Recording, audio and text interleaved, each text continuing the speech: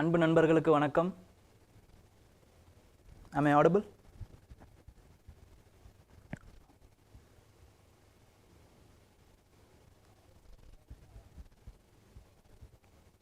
Good afternoon. Audible இருக்கா? Okay, super. Okay.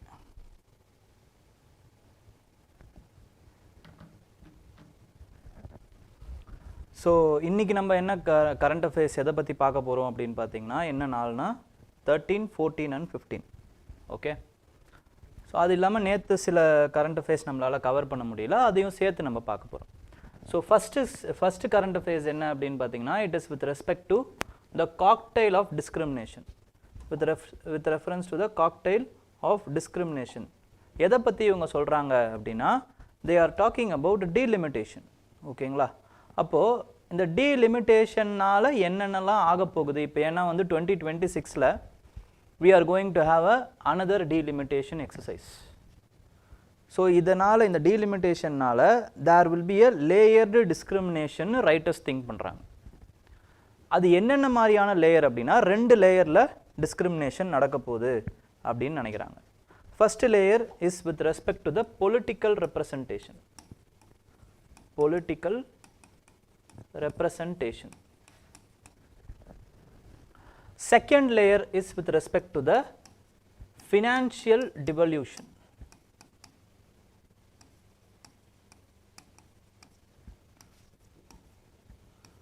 Financial devolution.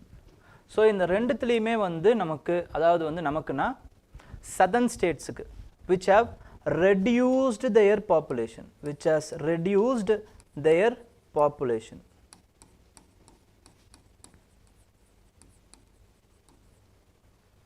There is going to be a discrimination அப்படின்னு வந்து authors feel பண்ணுறாங்க.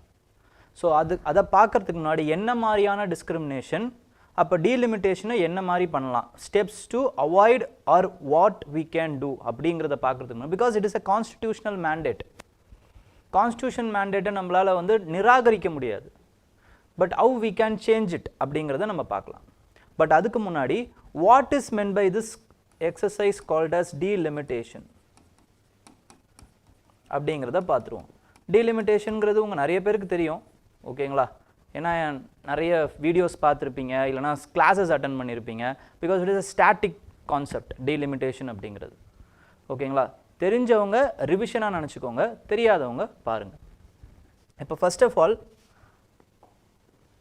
delimitation, there is a constitutional mandate. Article 82 என்ன சொல்லுது அப்படின்னு பார்த்தீங்கன்னா, Article 82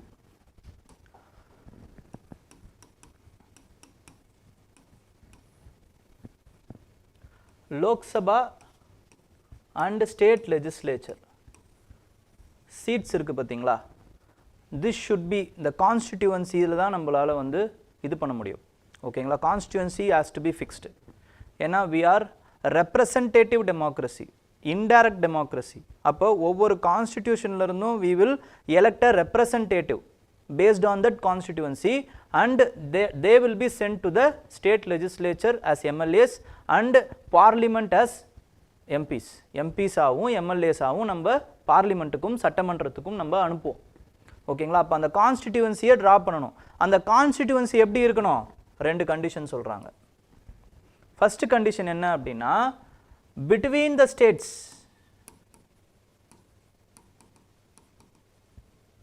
it should be equal representation, and within the states also there should be a equal representation. Within the states there should be a equal representation. Both should be based on population. அப்போ அந்த population எப்படி நம்ம தேர்ந்தெடுக்கிறோம்? Census we are conducting for 10 years once. அப்போ அந்த census based on the recent census there will be a delimitation exercise அப்படின்ட்டு வந்து Article 82 சொல்லுது. For what? For legislature and for Lok Sabha and state legislature.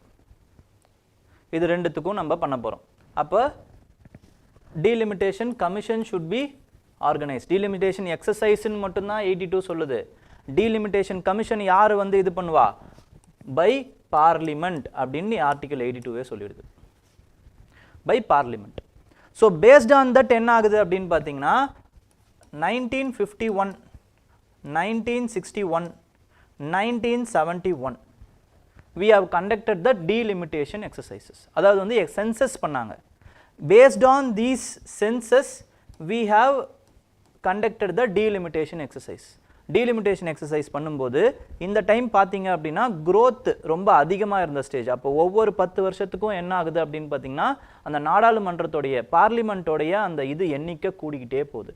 First for example 51ல பார்க்கும்போது it is 484 seeds. 61ல வந்து 520 கிட்டத்தட்ட 524 seeds. தென் 71ல பார்த்தீங்க அப்படின்னா 543 seeds. So இங்கே தான் என்ன பண்ணுறாங்கன்னா southern states are going to the executive. ஓகேங்களா, பிரைம் மினிஸ்டர் கிட்ட போகிறாங்க. அந்த டைமில் பிரைம் மினிஸ்டராக இருந்தது திரு இந்திரா காந்தி அவர்கள். ஓகேங்களா, அப்போ அவங்க கிட்ட போயிட்டு என்ன சொல்கிறாங்கன்னா we have implemented some population and the control measures. அது நாங்கள் வந்து சக்ஸஸ்ஃபுல்லாகவும் பண்ணிக்கிட்டு இருக்கோம். So our population is going to decline now. இந்த டைமில் அப்போ மற்ற ஸ்டேட்ஸ்லாம் மற்ற நார்தர்ன் ஸ்டேட்ஸ்லாம் பார்த்தீங்கன்னா இன்னும் அக்ரெசிவாக இன்க்ரீஸ் ஆகிட்டே தான் இருக்காங்க. there is no measure of population control there.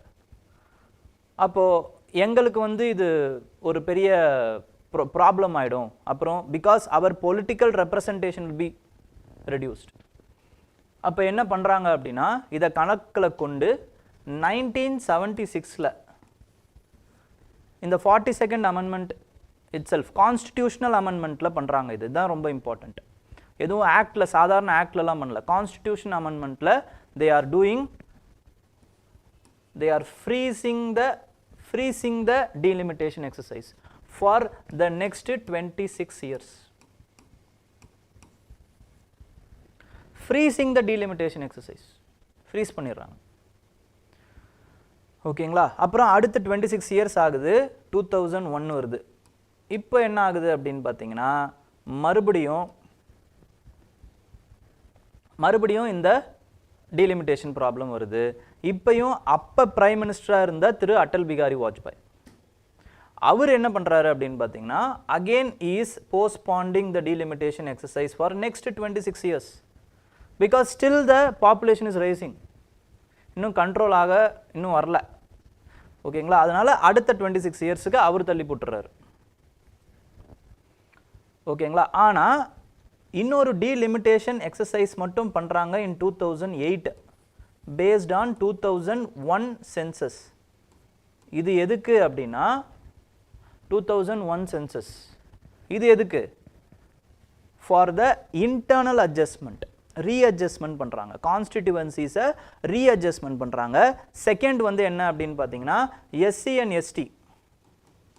And ST அவங்களுடைய பாப்புலேஷனுக்கு ஏற்ற மாதிரி அவங்களுக்கு வந்து எக்ஸ்ட்ரா சீட்ஸை வந்து கொடுக்குறாங்க, அலாட் பண்ணுறாங்க. ஸோ இந்த ரெண்டு விஷயத்துக்காக internal delimitation commission was arranged. அப்போ 2008ல் அப்புறம் 1991 96 சாரி 51 61 71 இந்த 4 டைம் தான் வந்து இது வரைக்கும் இண்டிபெண்டன்ட் இந்தியாவில் delimitation கமிஷன் அமைஞ்சிருக்கு. இதை 2024ல் கேட்டிருக்காங்க. இந்த question has been asked in 2024.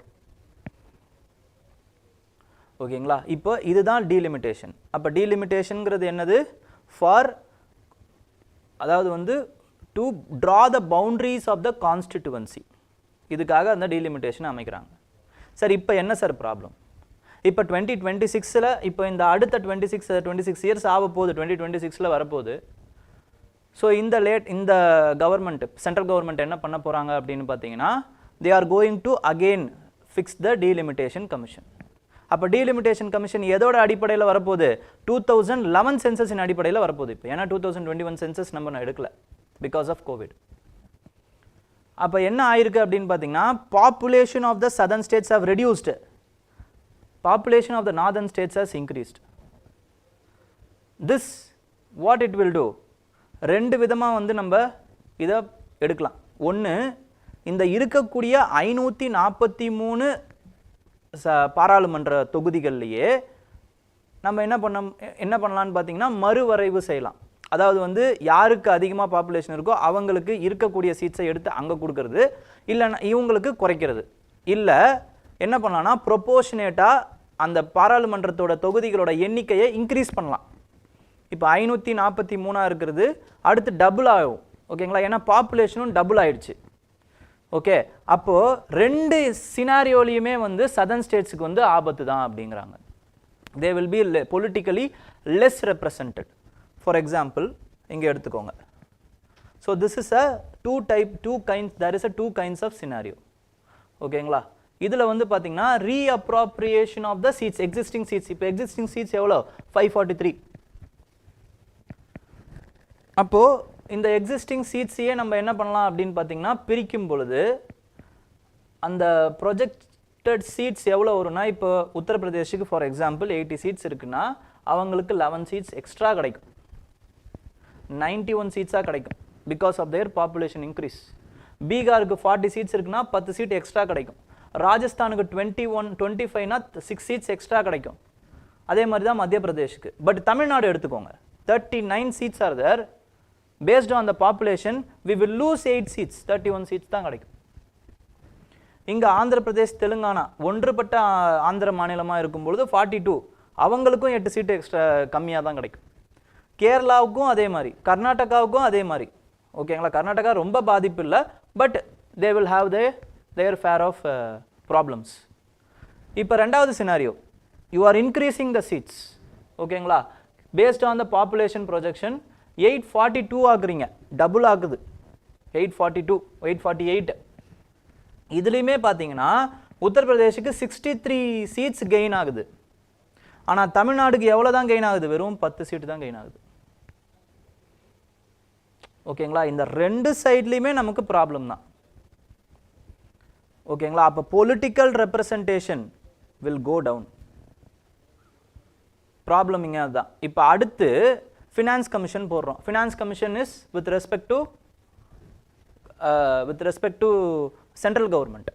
Central government தான் ஃபினான்ஸ் கமிஷனை வந்து இது பண்ணுவாங்க. President will appoint the finance commission according to the article 280. அதில் டேர்ம்ஸ் ஆஃப் ரெஃபரன்ஸ்னு ஒரு இது இருக்குது.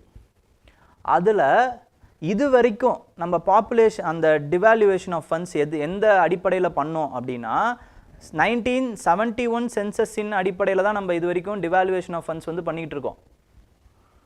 இப்போ இதுக்கப்புறம் இந்த 16th ஃபினான்ஸ் கமிஷனுடைய டேர்ம்ஸ் ஆஃப் ரெஃபரன்ஸ் எப்படி பண்ண போகிறாங்க, எதை எடுக்க போகிறாங்கன்னா 2011 சென்சஸின் அடிப்படையில் எடுக்க போகிறாங்க. This will again discriminate the southern states. Already southern ஸ்டேட்ஸுக்கு வந்து கம்மியாக தான் டிவாலுவேஷன் ஆகுது. இன்டைரக்ட் டேக்ஸ் டைரக்ட் டேக்ஸ்லேருந்து வரக்கூடிய அமௌண்ட்டு கம்மியாக தான் டிவாலுவேஷன் ஆகுது. இப்போ இன்னும் கம்மியாக டிவாலுவேஷன் ஆக போகுது. இது அடுத்த layered discrimination.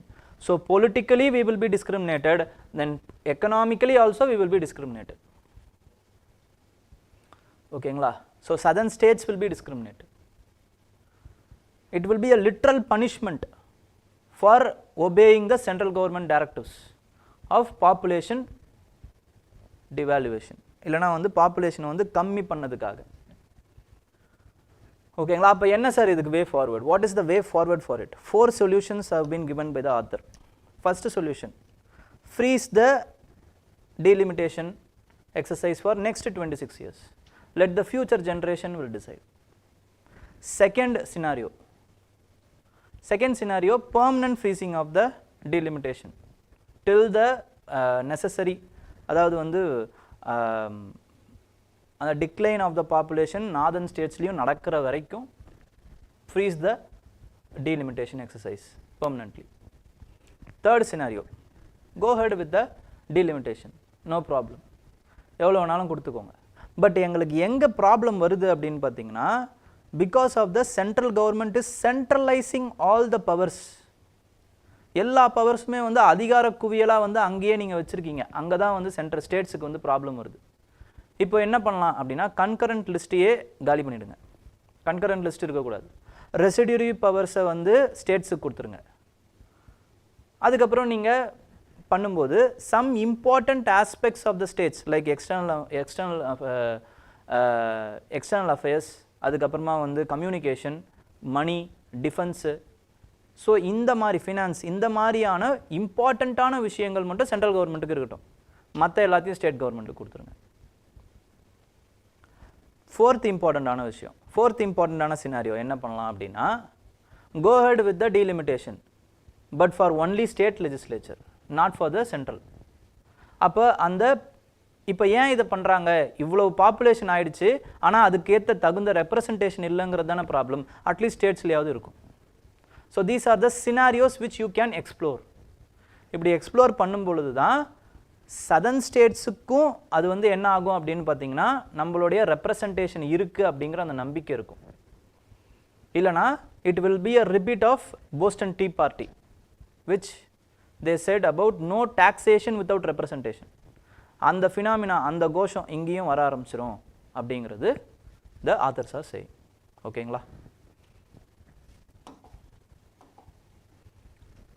So next one is with respect to mixed report of IMEC. IMEC அப்படிங்கிறது என்ன sir? It is nothing but India, Middle East, Europe corridor. IMEC is nothing but India, Middle East, Europe corridor. ஓகேங்களா? So India, middle east, Europe காரிடாரில் நமக்கு என்னென்னலாம் தேவை? First of all, where it has been suggested. It has been suggested during the G20 summit. G20 சப்மிட்டில் தான் இதை வந்து suggest பண்ணுறாங்கங்க. ஓகேங்களா? ஃபஸ்ட்டு நீங்கள் கவனிக்க வேண்டிய phenomena G20 summit in New Delhi. G20 summit in New Delhi, இதை குறித்து வச்சுக்கோங்க. செகண்ட் இம்பார்ட்டன்ட் என்ன தேவை அப்படின்னு பார்த்தீங்கன்னா, it is launched by India, US, UAE, EU, France, Italy and Germany. It is launched by these kinds of country. அப்போ இந்தியா இதில் மெயினாக இருக்குது. லான்ச்சிங் மெம்பரே இந்தியா தான். New Delhi obviously, new Delhi ஞாபகம் வச்சுக்கிட்டிங்கனால இந்தியா வந்துடும். ஸோ ஏதாவது ஒரு ஸ்டேட்மெண்ட் தான் கேட்பாங்க இப்படி. ஓகேங்களா? தென் it forms part of partnership for global infrastructure and investment. It is the initiative of G7. This partnership for global infrastructure and investment is the initiative of G7 countries. அதில் இது IMECயும் ஒரு part. ஓகேங்களா? இந்த proposed இதில் it consists of connectivity, consists of rail load, அப்புறமா வந்து ship connectivity and transport connectivity. இதை ரெண்டு காரிடாராக பிரிக்கிறாங்க. ஈஸ்ட் காரிடார், நார்த் காரிடார்னு பிரிக்கிறாங்க. ஈஸ்ட் காரிடார் எதுன்னு பார்த்தீங்கன்னா connecting India to gulf. North corridor gulf countries to Europe. இதுதான் நார்த் காரிடார். ஓகேங்களா? நெக்ஸ்ட்டு இது என்ன ஆகும் அப்படின்னா, வெறும் வந்து இன்ஃப்ராஸ்ட்ரக்சரல் ஆக்டிவிட்டீஸ் மட்டும் இல்லை, லாஜிஸ்டிக் ஆக்டிவிட்டீஸ் மட்டும் இல்லை, there are also having electricity cables, hydrogen pipelines, அப்புறமா வந்து high speed data cable, under ground data cable, under sea data cables, இது எல்லாத்தையுமே வந்து பண்ண போகிறாங்க. ஓகேங்களா? So it is a transformative integration of Asia, Europe and Middle East. ஓகேங்களா? அதுக்கப்புறமா வந்து மும்பையிலேருந்து இப்போ நீங்கள் சோஸ் கேனல் வழியாக வந்து யூரோப்புக்கு போகிறீங்க அப்படின்னா, சோஸ் கேனல் வழியாக அதை விட இது எவ்வளவு மடங்கு கம்மியாகும்? டைம் பொறுத்த வரைக்கும் 40% ரெடியூஸ் ஆகுமா, காஸ்ட்டை பொறுத்த வரைக்கும் 30% ரெடியூஸ் ஆகுமா. ஓகேங்களா? அப்போ இதோட ரூட் என்ன அப்படின்னு பாருங்கள். மேப்பை பாருங்கள். மேப் பார்த்தீங்கன்னா இந்த டாட்டட் லைன்ஸ்லாம் வந்து சி ரூட், இந்த இதெல்லாம் வந்து ரயில் ரூட். ஓகேங்களா? அப்போ மும்பையில் ஆரம்பிக்குது, எங்கே போய் முடியுது அப்படின்னு பார்த்தீங்கன்னா கிரீஸில் போய் முடியுது, பைராஷியஸ். அப்போ இந்த போர்ட் ரொம்ப இம்பார்ட்டண்ட், இந்த பிளேஸ் இம்பார்ட்டண்ட், இந்த கண்ட்ரி, இந்த பிளேஸ், இந்த கண்ட்ரி. அதுக்கப்புறம் ஐஃபா வந்து மறுபடியும் நியூஸில் இருந்துக்கிட்டே இருந்துச்சு. ஐஃபா இஸ்ரேல் அப்படிங்கிறது ரொம்ப இம்பார்ட்டண்ட். ஓகேங்களா? ரியாத் உங்களுக்கு தெரியும், ஏன்னா கேபிட்டல். மற்றபடி இந்த ஹர்தத், அப்புறமா வந்து ஹல் அதீதா, இதெல்லாம் வந்து சவுதி அரேபியா ஞாபகம் வச்சுக்கோங்க. அப்புறமா வந்து ஜபால் ஹலி UAE அப்படிங்கிறத ஞாபகம் வச்சுக்கோங்க. ஸோ இந்த மாதிரி வந்து போர்ட்ஸ் வந்து கேட்குறதுக்கு வாய்ப்பு இருக்குது. ஓகே, நெக்ஸ்ட்டு இப்போ இதை பற்றின இந்த இன்ஃபர்மேஷனை பற்றின நம்ம விஷயத்துக்கு வந்துடும். இப்போ என்ன சொல்கிறாங்கன்னா, it is facing the IMEC corridor, India middle East economic corridor is facing some problems. இது வந்து ஸ்பைஸ் ரூட்டுன்னு சொல்லுவாங்க. இந்த ரூட் என்னது? Spice route. But it is facing some problems, challenges. என்ன சேலஞ்சஸ்? இன் வெஸ்டர்ன் காரிடார் இல்லைனா வந்து நார்தர்ன் காரிடாரை இம்ப்ளிமெண்ட் பண்ணுறதுல சில ப்ராப்ளம்ஸ் இருக்குது. இதை ப்ரிசீவ் பண்ணதே எப்படி பண்ணுறாங்க அப்படின்னு பார்த்தீங்கன்னா, இந்த G20 சப்மிட்டில் இந்த ஸ்பைஸ் ரூட்டை வந்து ப்ரிசீவ் பண்ணதே on the premises of normalization of the ties between Israel and Saudi Arabia இல்ல Israel and West Asia. West Asiaவுக்கும் இஸ்ரேல்ஸுக்கும் எந்த ஒரு ப்ராப்ளமும் இல்லை. Because it is based on the Abraham accords. Abraham accords அப்போ கரெக்டாக போயிட்டு இருந்துச்சு. அதுக்கப்புறம் வெஸ்ட் ஏஷியா வந்து அந்த நார்மலைசேஷன் பண்ணுறாங்க. பாலஸ்டீனோட issue question has been sidelined by even West Asian countries also. அப்போ நார்மலைசேஷன் ஆஃப் டைஸ் ஆரம்பிக்கும் பொழுது சரி எல்லாமே ஒழுங்காக நடக்கும் அப்படிங்கிற ப்ரைமிசஸில் தான் என்ன ஆகுது அப்படின்னு பார்த்தீங்கன்னா this corridor has been signed. But அதுக்கப்புறம் October 7th 2023 there was an incident. Hamas attacked Israel. That's all.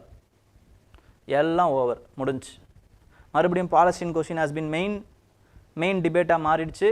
அதுக்கப்புறம் Saudi Arabia has distanced itself from the Israel. Many countries also, western countries also distanced itself from Israel.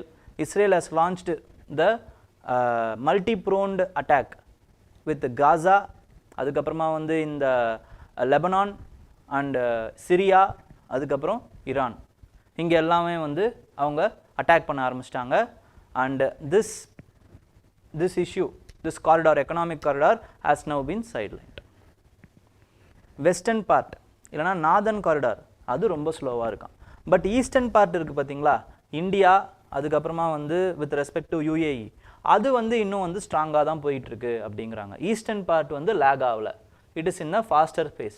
அது மட்டும் இல்லாமல் eastern பார்ட்டில் யூஏஇக்கும் இந்தியாவுக்கும் there is a signing of comprehensive economic partnership agreement 2022.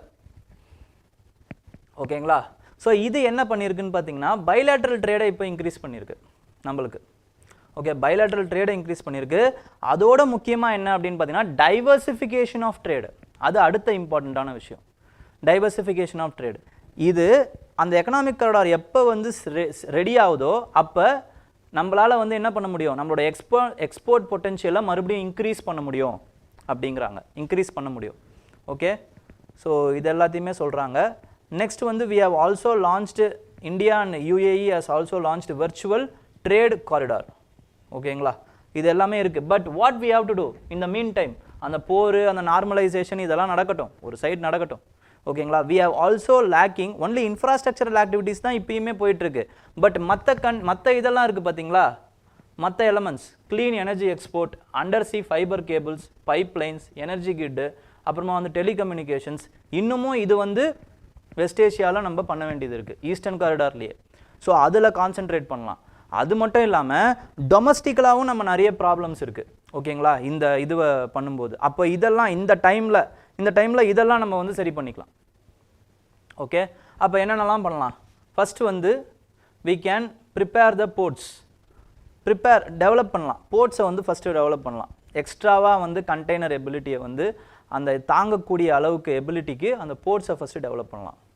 Second என்ன பண்ணலாம்னா போர்ட்ஸை சுற்றி ஸ்பெஷல் எக்கனாமிக் காரிடார்ஸ் நம்ம ஃபிக்ஸ் பண்ணலாம். அப்போ ஸ்பெஷல் எக்கனாமிக் காரிடார்ஸ் என்ன பண்ணும், it will ease the business. அப்புறம் எக்ஸ்போர்ட் பொட்டென்ஷியலை வந்து இன்க்ரீஸ் பண்ணும். அந்த ஏரியாஸோடைய குவாண்டாங் மாடல் இது.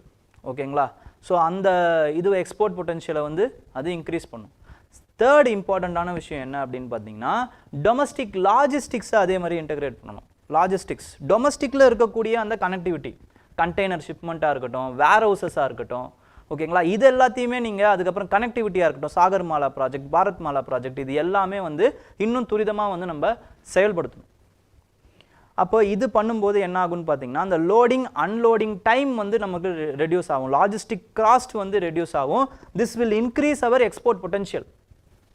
ஓகேங்களா, நெக்ஸ்ட் அடுத்து வந்து என்ன அப்படின்னு பார்த்தீங்கன்னா with respect to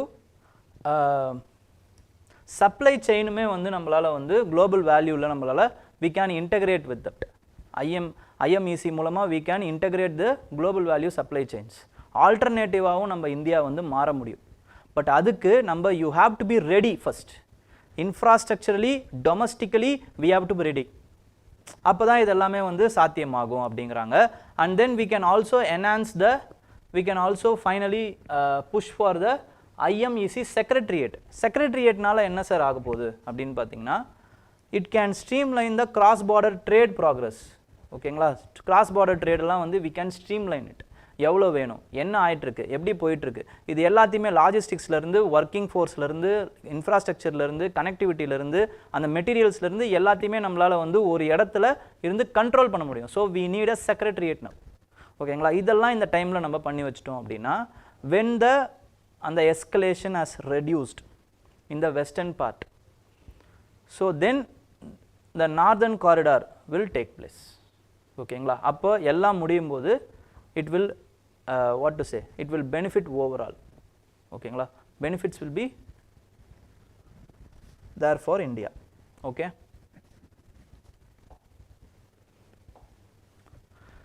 next is with respect to healthy longevity initiative. So இதில் பார்த்தீங்க அப்படின்னா there is some pie chart and bar diagrams which I have given for you. ஓகேங்களா, இந்த இதை பேஸ் பண்ணி நான் வரைஞ்சிருக்கேன் இதை. ஓகேங்களா, நான் வந்து இதை கம்ப்யூட்டரில் நானே போட்டு வரைஞ்சிருக்கேன். இந்த மாதிரி என்ன பண்ணலான்னா, இந்த மாதிரி கம்ப்யூட்டரில் தான் போகணுன்ற அவசியம் கிடையாது. we can also draw. ஓகேங்களா, இன்டர்பிரேட் பண்ணி நீங்களே வரைஞ்சி வச்சுக்கலாம் இதெல்லாம். அப்போது இந்த மாதிரியான டயக்ராம்ஸ் வந்து நமக்கு என்ன பண்ணணும்னு பார்த்தீங்கன்னா ஞாபகம் வச்சுக்க உதவும் ஃபர்ஸ்ட் ஆஃப் ஆல். செகண்ட் வந்து உங்களோட ஆன்சரை வந்து பியூட்டிஃபை ஆக்க உதவும். இனோவேஷன்ஸ் வந்து இந்த மாதிரி தான் நீங்கள் க்ரியேட் பண்ணணும். அந்த டைமில் உட்காந்து நீங்கள் இதெல்லாம் க்ரியேட் பண்ணிகிட்டு இருக்க முடியாது. நீங்கள் இப்போவே வந்து என்ன பண்ணிடணும் அப்படின்னு பார்த்தீங்கன்னா ஒரு நியூஸ் வருது அப்படின்னா இதை எப்படி டயக்ராமேட்டிக்கலாக நம்மளால் வந்து உருவாக்க முடியும், இதை எப்படி ரெப்ரசன்ட் பண்ண முடியும் அப்படிங்கிறத பார்த்துக்கோங்க. அதுக்கப்புறம் அந்த க்ரியேட் பண்ணுற அந்த டயக்ராம்ஸ் வந்து ரொம்ப ரெலவெண்ட்டாகவும் ரொம்ப அடிக்கடி யூஸ் பண்ணக்கூடியதாக இருக்கணும். ஓகே, ஸோ அதையும் ஞாபகம் வச்சுக்கோங்க. ஸோ ஃபர்ஸ்ட் ஆஃப் ஆல் இங்கே என்னென்னு பார்த்தீங்கன்னா world bank has released a report which is nothing but healthy longevity report. World bank அந்த மாதிரி ஒரு ரிப்போர்ட்டை வந்து ரெடி பண்ணியிருக்காங்க. அதில் என்ன சொல்கிறாங்கன்னா, இப்போது என்டிசி அதாவது என்சிடி நான் கம்யூனிகபிள் டிசீஸ் இருக்குல்ல, அதனால் 2023 இறந்தவங்களோட எண்ணிக்கை எவ்வளோனா 61 மில்லியன். இட் இஸ் ப்ரொஜெக்டட் 2030 அதாவது 2050 எவ்வளோ அது இன்க்ரீஸ் ஆகும்னா 92 மில்லியனாக இன்க்ரீஸ் ஆகுன்றாங்க. ஆனால் கரெக்டாக இந்த லோ இன்கம் குரூப் அதுக்கப்புறமா வந்து மிடில் இன்கம் கண்ட்ரிஸ் இருக்காங்களே, அவங்க ஹெல்த் அந்த நீட்ஸை வந்து ஒழுங்காக பண்ணுறாங்க, ஹெல்த் கேர் ஃபெசிலிட்டியை ஒழுங்காக பண்ணாங்க அப்படின்னா அந்த potential to reduce the death to 25 மில்லியனாக வந்து குறையும் அப்படிங்கிறாங்க. இதை நான் வந்து ஒரு இதுவாக போட்டிருக்கேன். ஓகேங்களா, பார் டயக்ராமில் போட்டிருக்கேன். இங்கே பார்த்தீங்கன்னா ஓகே, டெத்ஸ் இன் மில்லியன்ஸ். இங்கே வந்து 2023 60, இங்கே 2015 உங்களுக்கு வந்து 92 வரைக்கும் போகிறதுக்கு வாய்ப்பு இருக்குது.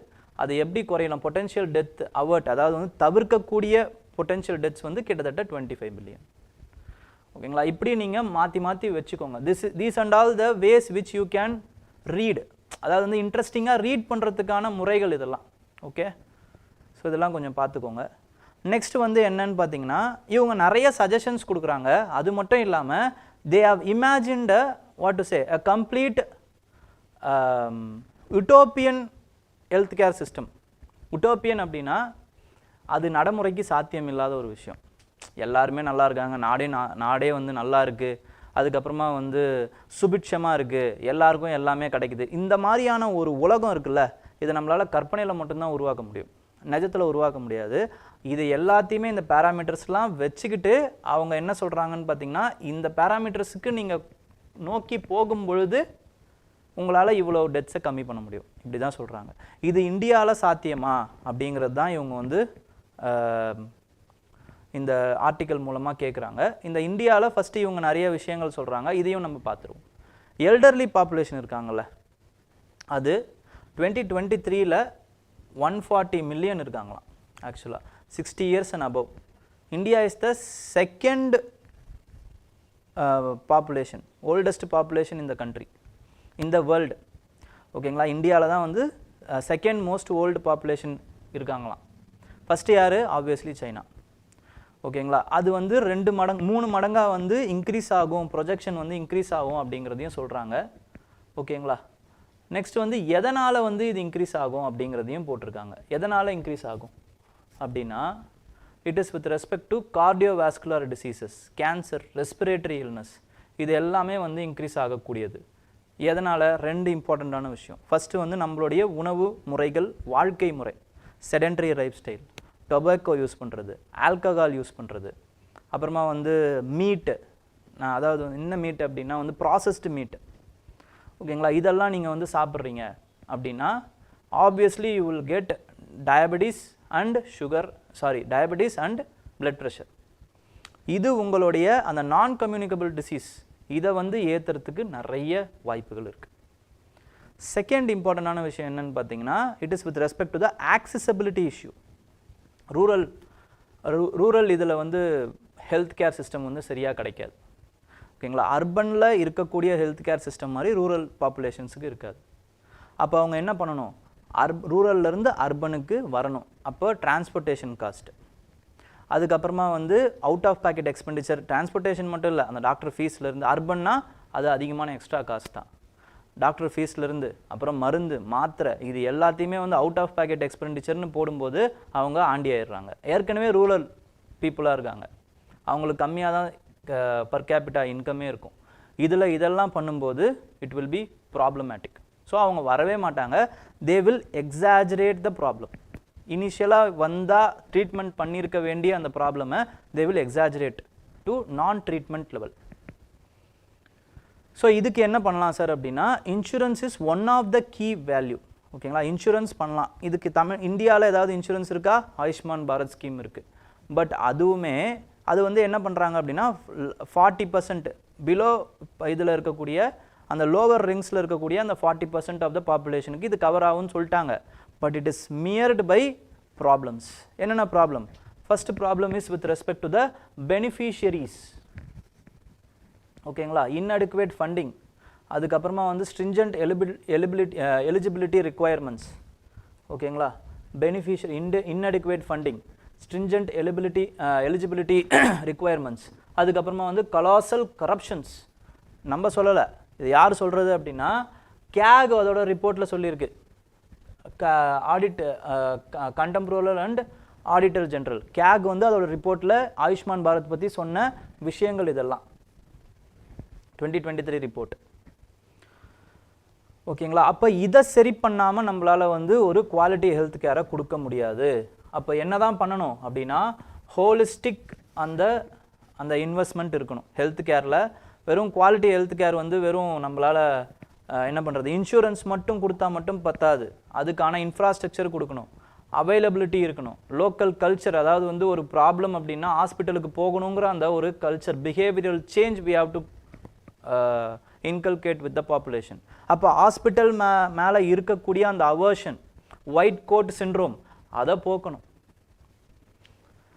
ஓகேங்களா. சுப்ரீம் கோர்ட்டும் என்ன சொல்லியிருக்கு அப்படின்னு பார்த்தீங்கன்னா, சென்ட்ரல் கவர்மெண்ட் வந்து அந்த ஹாஸ்பிட்டல்ஸோடைய அந்த ஃபீஸஸை வந்து கண்ட்ரோல் பண்ணுறதுக்கு, செக் பண்ணுறதுக்கு சில ரெகுலேஷன்ஸ் கொண்டு வரணும் அப்படின்ட்டு வந்து supreme court 2024 has given a directive to the central government. And then we should also change in our part, behavioral change. Physical activity இல்லாமல் அன்பேலன்ஸ்டு டயட்டு, 3 மணிக்கு 4 மணிக்கு சாப்பிட்றது, அதுவும் பிரியாணி சாப்பிட்றது, ஓகேங்களா, சுற்றுறது, நைட் கல்ச்சரு, ஒரு டைம் 2 டைம் போகலாம், அதையே வந்து பழக்கமாக வச்சுக்கூடாது, ஓகேங்களா. இதெல்லாம் unhealthy dietary habits, okay. Obesity வரும். அப்புறமா வந்து டொபாக்கோ கன்சம்ஷன் கண்டிப்பாக ஆபத்து தாங்க, ஓகேங்களா. டொபாக்கோ, ஆல்கஹால் இதெல்லாம் கெட்ட பழக்கம் தான், பழக்கம் வைஸ் கெட்ட பழக்கம், ஓகே. ஸோ உங்களால் முடிஞ்சால் ரொம்ப உடனே நிறுத்த முடியலனாலும் கொஞ்சம் கொஞ்சமாக கம்மி பண்ணுங்கள், அதுக்கப்புறம் ஒரேடியாக நிறுத்திடுங்க. எவ்வளோ நிறுத்துறீங்களோ நிறுத்துங்க. ஏன்னா இப்போ நீங்கள் நிறுத்தினா கூட இந்த செகண்ட் நீங்கள் நிறுத்துறீங்க, டொபாக்கோ கன்சம்ஷனையோ இல்லை ஆல்கஹாலையோ நிறுத்துறீங்க அப்படின்னா உங்களுக்கு 3 வருஷம் ஆகுமா உங்களோட உடம்பு வந்து திருப்பி வந்து எலாஸ்டிசிட்டி வர்றதுக்கு. அவ்வளோ ப்ராப்ளமேட்டிக்கான விஷயம் அது, ஓகே. சில பேர் சொல்லுவாங்க, சார் அது மாதிரி இல்லைனாலுமே சில பேர் இறக்குறது இல்லையா, கேன்சர் வர்றது இல்லையா, இதெல்லாம் ஓகே.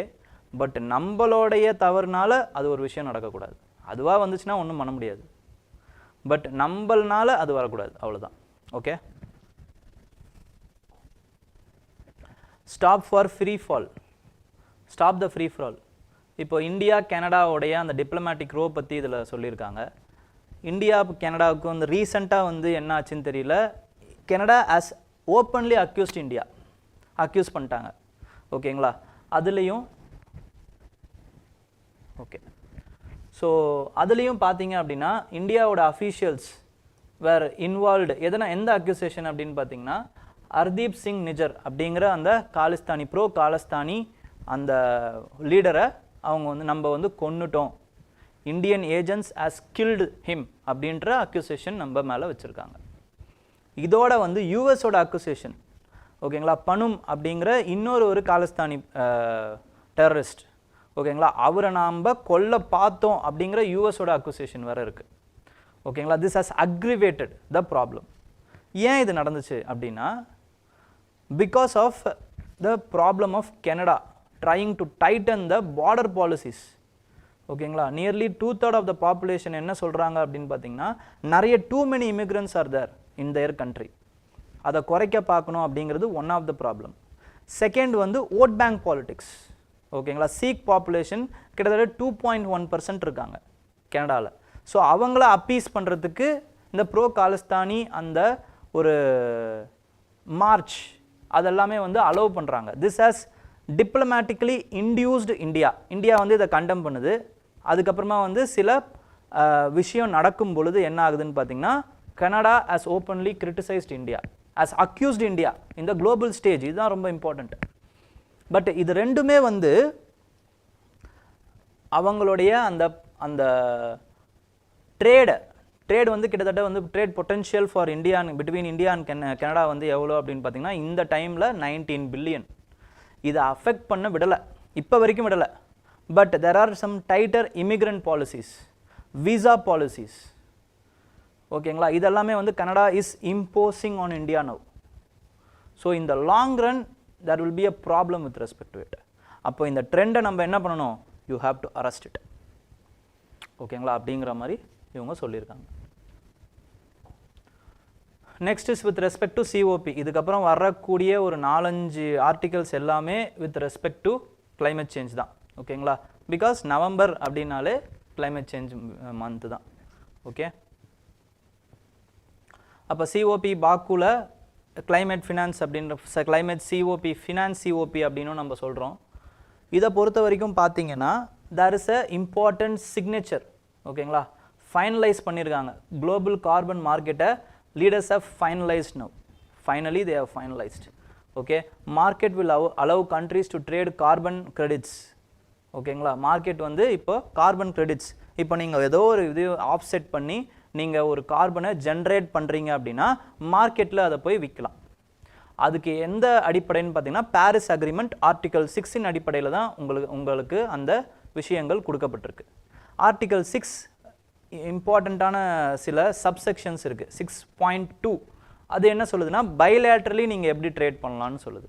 அதுக்கப்புறம் 6.4 வந்து என்ன சொல்லுது, வித் ரெஸ்பெக்ட் டு அந்த மிட்டிகேஷன் அவுட்கம்ஸை நீங்கள் எப்படி ட்ரேட் பண்ணலாம், ஜென்ரலாக எல்லா கண்ட்ரீஸ் கூடயும் நீங்கள் எப்படி ட்ரேட் பண்ணலாம் அப்படிங்கிறதெல்லாம் சொல்லுது. இதில் சில இம்பார்ட்டண்ட்டான விஷயங்கள் நீங்கள் கவனிக்க வேண்டியதாக இருக்குது. இப்போ ஃபார் எக்ஸாம்பிள் ஒரு டெவலப்டு கண்ட்ரியில் இருக்கக்கூடிய ஒரு கம்பெனி அது என்ன பண்ணுது அப்படின்னா it is investing in a developing country in a project, renewable energy ப்ராஜெக்ட்டுக்கு ஒரு இன்வெஸ்ட்மெண்ட் பண்ணுறாங்கன்னு வச்சுக்கோங்க. இப்போ ரெனியூபிள் எனர்ஜி ப்ராஜெக்ட் இன்வெஸ்ட்மெண்ட் பண்ணதுனால ஒரு ton carbon dioxide emission வந்து கம்மியாயிடுச்சு ஓகேங்களா. கம்மியானதுனால என்ன ஆகுதுன்னா யாருக்கு அது போகும் அப்படிங்கிற அந்த ப்ராப்ளம் இருக்குது. இப்போ இந்த ஆஃப்செட் ஆனது டெவலப்பிங் கண்ட்ரியோடைய கணக்கில் எழுதுவீங்களா இல்லை டெவலப்டு கண்ட்ரியோடைய அந்த கணக்கில் எழுதுவீங்களா, ஃபஸ்ட்டு விஷயம். செகண்ட் விஷயம், எந்த லைஃப் சைக்கிள் அது இப்போ ஆரம்பிச்சிருச்சு, இந்த ப்ராஜெக்ட் வந்து ஆரம்பிச்சிருச்சு, இந்த ரெனியூபிள் எனர்ஜி ப்ராஜெக்ட் ஆரம்பிச்சிருச்சு, எப்போ இதை வந்து 100ன்னு எடுத்துப்பீங்க? இந்த பிளான்ட் வந்து இயக்க ஆரம்பித்ததுலேருந்தே இது 1000 அதாவது வந்து 1 டன் ஆஃப் CO2 வந்து எமிட் பண்ணலை அப்படி எடுத்துப்பீங்களா இல்லை 2-3 சைக்கிள் போனதுக்கப்புறம் இதை எடுத்துப்பீங்களா? செகண்ட் விஷயம். தேர்டு விஷயம் என்ன அப்படின்னு பார்த்தீங்கன்னா இப்போ ஒவ்வொரு சைக்கிள்லையும் இது எவ்வளோ ப்ரொடியூஸ் பண்ணும் அப்படின்னு பார்த்தீங்கன்னா ஒரு 100 கிலோ ஆஃப் CO2 ப்ரொடியூஸ் பண்ணுது.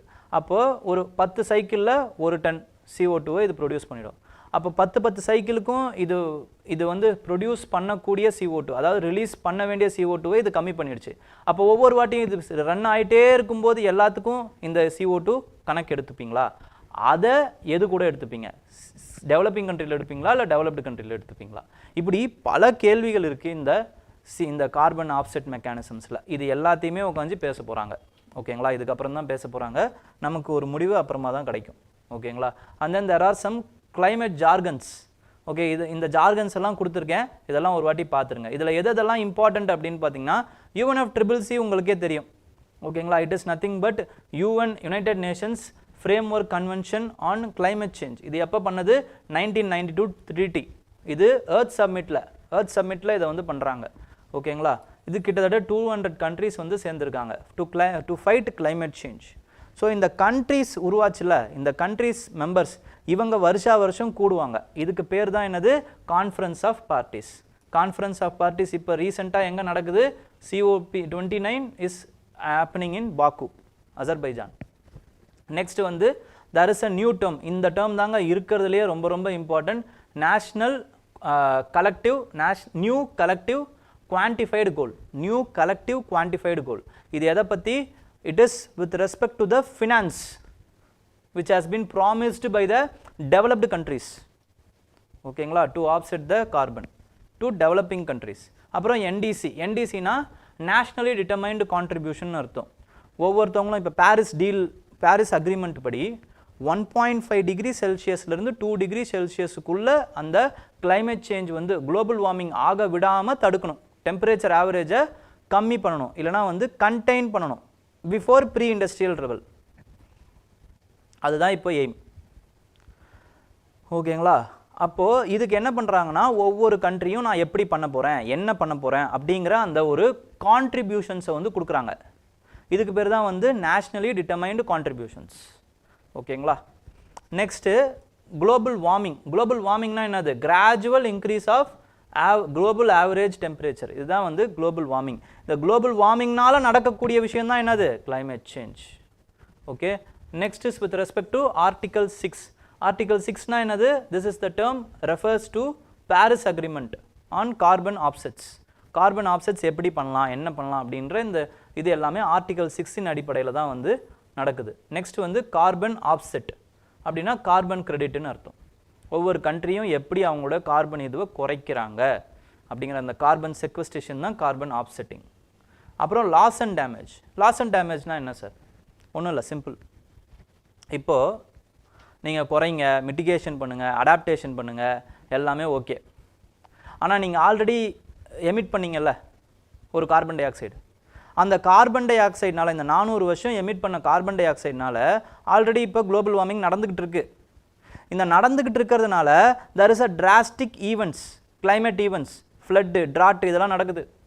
இதனால் எங்களுக்கு என்ன ஆகுது? டெவலப்பிங் கண்ட்ரீஸுக்கு there is a problem. பாதிப்பு ரொம்ப அதிகம். ஃபார் எக்ஸாம்பிள் 2021-22ல் 1/3 of the Pakistan has been affected by the flood. 1/3 of the Pakistan. இது எதனால்? Because of the aggravation of the climate change. Pakistan வந்து ரிலீஸ் பண்ணாங்களா அவ்வளோ கார்பன் டை ஆக்சைடு? கிடையாது. யாரோ டெவலப்டு கண்ட்ரீஸ் ரிலீஸ் பண்ண கார்பன் டை ஆக்சைடு டெவலப்பிங் கண்ட்ரீஸுக்கு, tropical countries, developing countries, அதுக்கப்புறமா வந்து least developed countries, small island nations, இவங்க பாதிக்கிறாங்க. இப்போ already loss and damage has been done. இப்போ இதுக்கு ஏதாவது காசு கொடுங்கன்னு கேட்குறாங்க. இதான் லாஸ் அண்ட் டேமேஜ் ஃபண்ட். ஓகேங்களா? நெக்ஸ்ட் வந்து நெட் ஜீரோ அப்படிங்கிறது என்னது? இப்போது you have to arrest the global warming within 1.5 to 2 degrees Celsius before comparing to the pre-industrial level. Arrest பண்ணணும் அப்படின்னா நீங்கள் என்ன பண்ணணும்? அரெஸ்ட் பண்ணணும்னா you have to sequester the carbon. ரிலீஸே பண்ணக்கூடாதுன்னு இல்லை, the released carbon should be equal to the sequestered carbon. This is called as net zero. இந்த net ஜீரோவை எதுக்குள்ளே அச்சீவ் பண்ணணும்னு நினைக்கிறாங்க வேர்ல்டு அப்படின்னா 2050க்குள்ளே அச்சீவ் பண்ணணும்னு நினைக்கிறாங்க. 2050க்குள்ளே. நம்ம அக்கார்டிங் டு த பஞ்சாமிர்த அக்ரிமெண்ட் எந்த வருஷத்துக்குள்ளே அச்சீவ் பண்ணணும்னு நினைக்கிறோம்? 2070 குள்ள அச்சீவ் பண்ணனும்னு நினைக்கிறோம். Okay. With respect to greenhouse gases, இந்த greenhouse gases தான் என்ன பண்ணுது அப்படின்னு பார்த்தீங்கன்னா, they are only trapping the outgoing long term long wave radiation. ஓகேங்களா, long wave radiation இந்த greenhouse gases தான் வந்து trap பண்ணுது. இந்த greenhouse gases உடைய amount வந்து increase ஆகுது, அதோடைய அந்த அட்மாஸ்பியரில் இருக்கக்கூடிய லெவல் வந்து இன்க்ரீஸ் ஆகுதுன்னு வச்சுக்கோங்க. இன்க்ரீஸ் ஆச்சுன்னா automatically the global warming will also increase. That's all. Okay. So these are the terms which you have to note. அதுக்கப்புறம் ahead of COP 29 இந்தியா வந்து என்ன பண்ணுறாங்க அப்படின்னு பார்த்தீங்கன்னா, பாரிஸ் டீல வந்து எம்ஃபசைஸ் பண்ணுறாங்க. டெவலப்டு கண்ட்ரீஸ் ஷுட் அண்டர்கோ, இல்லைனா வந்து அதை மதிக்கணும், பாரிஸ் டீல மதிக்கணும். அவங்க ஆல்ரெடி பிளட்ஜ் பண்ண கோப்பனகன் இந்த COP 15 அதில் பிளட்ஜ் பண்ண 100 பில்லியன் அதையே அவங்க ஒழுங்காக தரல. ஓகேங்களா, இப்போ அதுக்கப்புறம் போஸ்ட் அந்த இதில் பார்த்தீங்க அப்படின்னா அதையாவது ஒழுங்காக தரணும் அப்படின்னு வந்து இந்தியா வந்து விருப்பப்படுறாங்க. ஓகேங்களா, ஸோ அதுதான் இந்த news. Next is with respect to staying cool but with clean tech global collaboration. இது மேக்ஸிமம் வந்து என்னன்னு பார்த்தீங்கன்னா ஒரு சில மெயின்ஸ் பாயிண்ட்ஸ் தான் இருக்குது, பட் பிலிம்ஸுக்கு இந்த ஆர்டிக்கல் வந்து ரொம்ப ரொம்ப இம்பார்ட்டண்ட். இப்போ குளோபல் கூலிங் அப்படின்னு எடுத்துக்கிட்டிங்க அப்படின்னா எதுக்கு குளோபல் கூலிங்? குளோபல் வந்து ஏன் கூலாக இருக்கணும்? குளோபல்னா நம்மளோட கூலிங்கை பற்றி பேசுகிறாங்க, இன்டர்னல் கூலிங்கை பற்றி பேசுகிறாங்க. ஓகேங்களா, ஃபேனு, ஃப்ரிட்ஜு, அதுக்கப்புறம் ஏசியை பற்றி ரொம்ப இம்பார்ட்டண்ட்டாக பேசுகிறாங்க. இப்போ ஏசியை உருவாக்குறதுனா இப்போ ஏசியை உபயோகப்படுத்துறதுனால என்ன ஆகும்? இப்போ ஏசியை உபயோகப்படுத்துறதுனால என்ன ஆகும்? It will again increase the global warming potential. Greenhouse gases will increase. Sir, எப்படி sir? There is a component called as hydrofluorocarbon. இந்த hydrofluorocarbon இருக்குல்ல, இது வந்து என்ன அப்படின்னு பார்த்தீங்கன்னா it is a global greenhouse gases. இது முதல்ல இனிஷியலாக இந்த ரெஃப்ரிஜரான், இதுக்கு பேர் தான் ரெஃப்ரிஜரான் அப்படின்னு சொல்லுவாங்க. இந்த ரெஃப்ரிஜரான் தான் யூஸ் பண்ணாங்களா? இந்த ரெஃப்ரிஜரண்ட் தான் யூஸ் பண்ணாங்களா அப்படின்னா கிடையாது. குளோரோஃப்ளோரோகார்பன் தான் யூஸ் பண்ணாங்க. இந்த குளோரோஃப்ளோரோகார்பன் அப்போ க்ரீன் ஹவுஸ் கேஸ் ஆனால் கிடையாது. ஆனால் it is a potential ozone depleting substance. அப்போ there is a convention and there is a protocol. என்ன ப்ரோட்டோகால்? வியன்னா கன்வென்ஷன் ஒரு கன்வென்ஷன் நடந்துச்சுங்க. அதுக்கப்புறம் அந்த வியன்னா கன்வென்ஷனால் ஒரு ப்ரோட்டோகால் ஒன்று பண்ணாங்க, அதுக்கு பேர் தான் மான்ட்ரியல் ப்ரோட்டோகால். இந்த மான்ட்ரியல் ப்ரோட்டோகாலின் படி என்னன்னா இந்த சிஎஃப்சி இந்த கேஸை வந்து குறைக்கணும், இதை வந்து ஃபேஸ் அவுட் எலிமினேட் பண்ணணும். இதை எலிமினேட் பண்ணிவிட்டு இதுக்கான ஒரு ஆல்டர்னேட்டிவ் கேஸாக கொண்டு வந்தது தான் என்ன அப்படின்னு பார்த்தீங்கன்னா இந்த ஹெச்எஃப்சி, ஹைட்ரோஃப்ளோரோகார்பன். இப்போ இது வந்து மீத்தேன், இது ஓசோன் டிப்ளீட்டிங் சப்ஸ்டன்ஸ் கிடையாது, but it is a global warming gas. So இப்போ இதையுமே நம்ம ஃபேஸ் அவுட் பண்ணணும். ஓகேங்களா, அதுதான் என்ன சொல்கிறாங்க அப்படின்னு பார்த்தீங்கன்னா எதில் பண்ணாங்க அப்படின்னா இந்த மான்ட்ரியல் ப்ரோட்டோகாலில் there was a agreement amendment in கிகாலியில் ஒரு சப்மிட் நடந்துச்சு மான்ட்ரியல் ப்ரோட்டோகாலை இது பண்ணுறதுக்கு. அதில் அந்த கிகாலி அமெண்ட்மெண்ட்டில் என்ன பண்ணுறாங்கன்னா there is a target which is set by the ஹைட்ரோஃப்ளோரோகார்பன்ஸுக்கு because it is a potent greenhouse gas. Montreal protocol எதுக்காக? To reduce the arrest the depletion of ozone layer. ஆனால் அதில் இந்த மான்ட்ரியல் ப்ரோட்டோகாலில் கிகாலி அமெண்ட்மெண்ட்டுன்னு ஒன்று சேர்க்குறாங்க. அது எதோடைய அமெண்ட்மெண்ட்டு? With respect to hydrofluorocarbon which is a potent greenhouse gas. Greenhouse கேஸை ஏன் வந்து மான்ட்ரியல் ப்ரோட்டோகாலில் சேர்க்குறாங்க? ஏன்னா சிஎஃப்சிக்கு ரீப்ளேஸ்மெண்ட்டாக க்ரீன் ஹவுஸ் கேஸ் இந்த ஹைட்ரோஃப்ளோரோகார்பனை தான் சேர்த்துருக்காங்க, அதனால் இதில் சேர்த்துட்டாங்க. புரியுதுங்களா? கவனமாக ஞாபகம் வச்சுக்கோங்க. ஏன்னா கிளைமேட் சேஞ்ச் இல்லைனா க்ரீன் ஹவுஸ் கேஸுக்கான ப்ரோட்டோகால் எது அப்படின்னா கியோட்டோ ப்ரோட்டோகால், அது தனி ப்ரோட்டோகால் இருக்குது. Okay, so with respect to it என்ன சொல்கிறாங்கன்னா we have to face down the ஹைட்ரோஃப்ளோரோகார்பன். ஹைட்ரோஃப்ளோரோகார்பனுடைய அந்த எனர்ஜி எஃபிஷியன்சியை நம்ம குறைக்கணும், ஃபேஸ் டவுன் பண்ணணும். ஹைட்ரோஃப்ளோரோகார்பன் could contribute if left unchecked, it can contribute to the greenhouse gas nearly 0.52 degrees Celsius warming, 0.52 degrees Celsius by 2100. ஓகேங்களா? So அதனால் இதை குறைக்கணும் அப்படின்னு நினைக்கிறாங்க. இந்தியாவுமே வந்து இதனால் நிறைய பாதிக்கப்பட்டிருக்கு, ஹீட் வேவ்ஸ்னால நிறைய பாதிக்கப்பட்டிருக்கு. அப்போது இந்தியா என்ன பண்ணியிருக்கு, it has ratified the Kigali agreement. இதை நல்லா ஞாபகம் வச்சுக்கோங்க, இதை எழுதி வச்சுக்கோங்க. இந்தியா ஹாஸ் ராட்டிஃபைடு பிலிம்ஸ் இது ஓகேங்களா, potential prelims question. India has ratified, இதை நல்லா ஞாபகம். ராட்டிஃபிகேஷன் சைன்டு வேற, ராட்டிஃபிகேஷன் வேற. ராட்டிஃபிகேஷன்னா the parliamentary approval has been given for this amendment. இதுன்னு அர்த்தம், இந்த கன்வென்ஷன் இன்டர்நேஷ்னல் அமெண்ட்மெண்ட்டுன்னு அர்த்தம் ஓகேங்களா. பார்லிமெண்ட்ரி ஒப்புதல் கொடுத்துட்டாங்க. India has ratified the Kigali agreement okay, and committing to the reducing HFC by 85% by 2047. இந்தியாவுடைய அந்த விக்ஷித் பாரத் அச்சீவ் பண்ணியிருக்கும்போது we would have reduced the HFC by 85%. இதை நல்லா ஞாபகம் வச்சுக்கோங்க.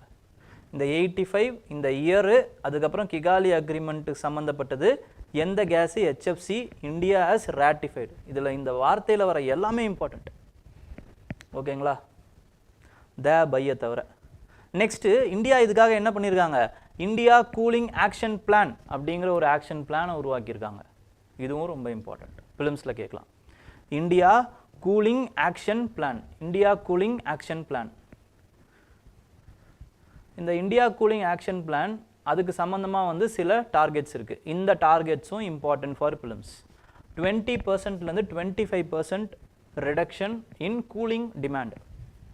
20 to 25% reduction in the cooling demand, first point.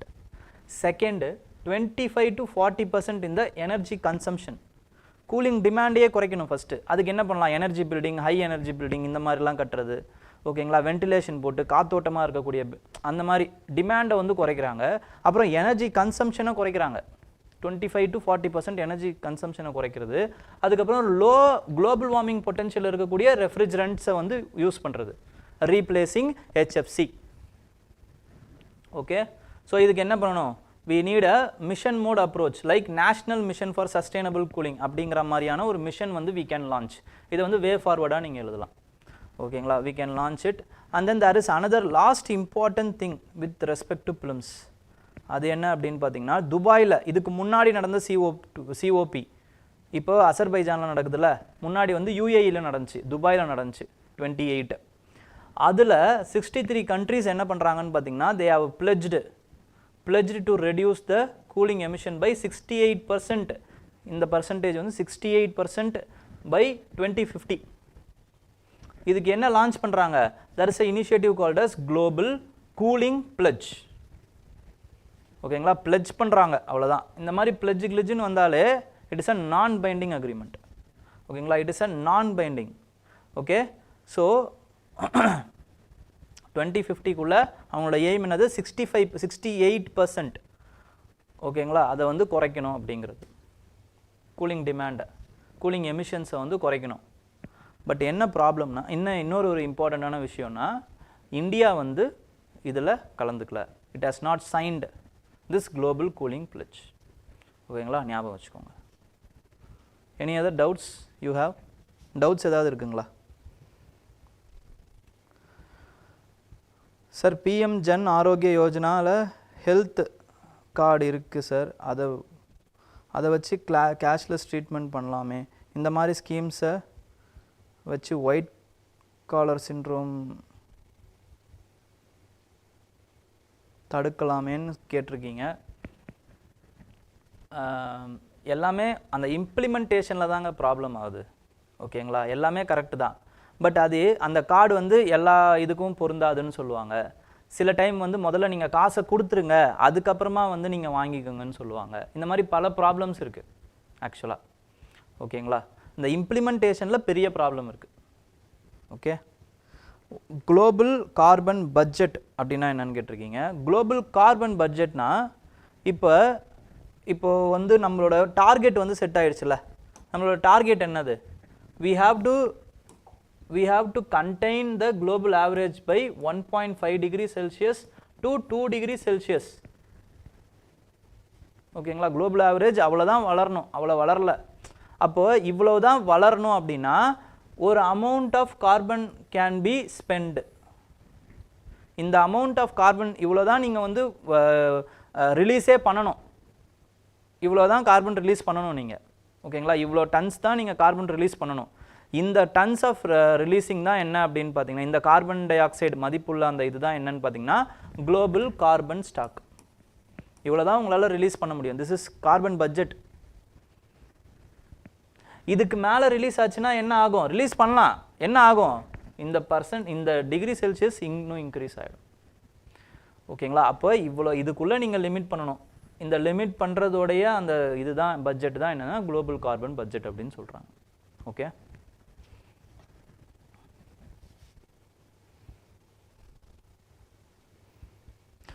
PTC 365லாம் வந்து films அப்போ தான் வந்து ரிலீஸ் பண்ணுவாங்க.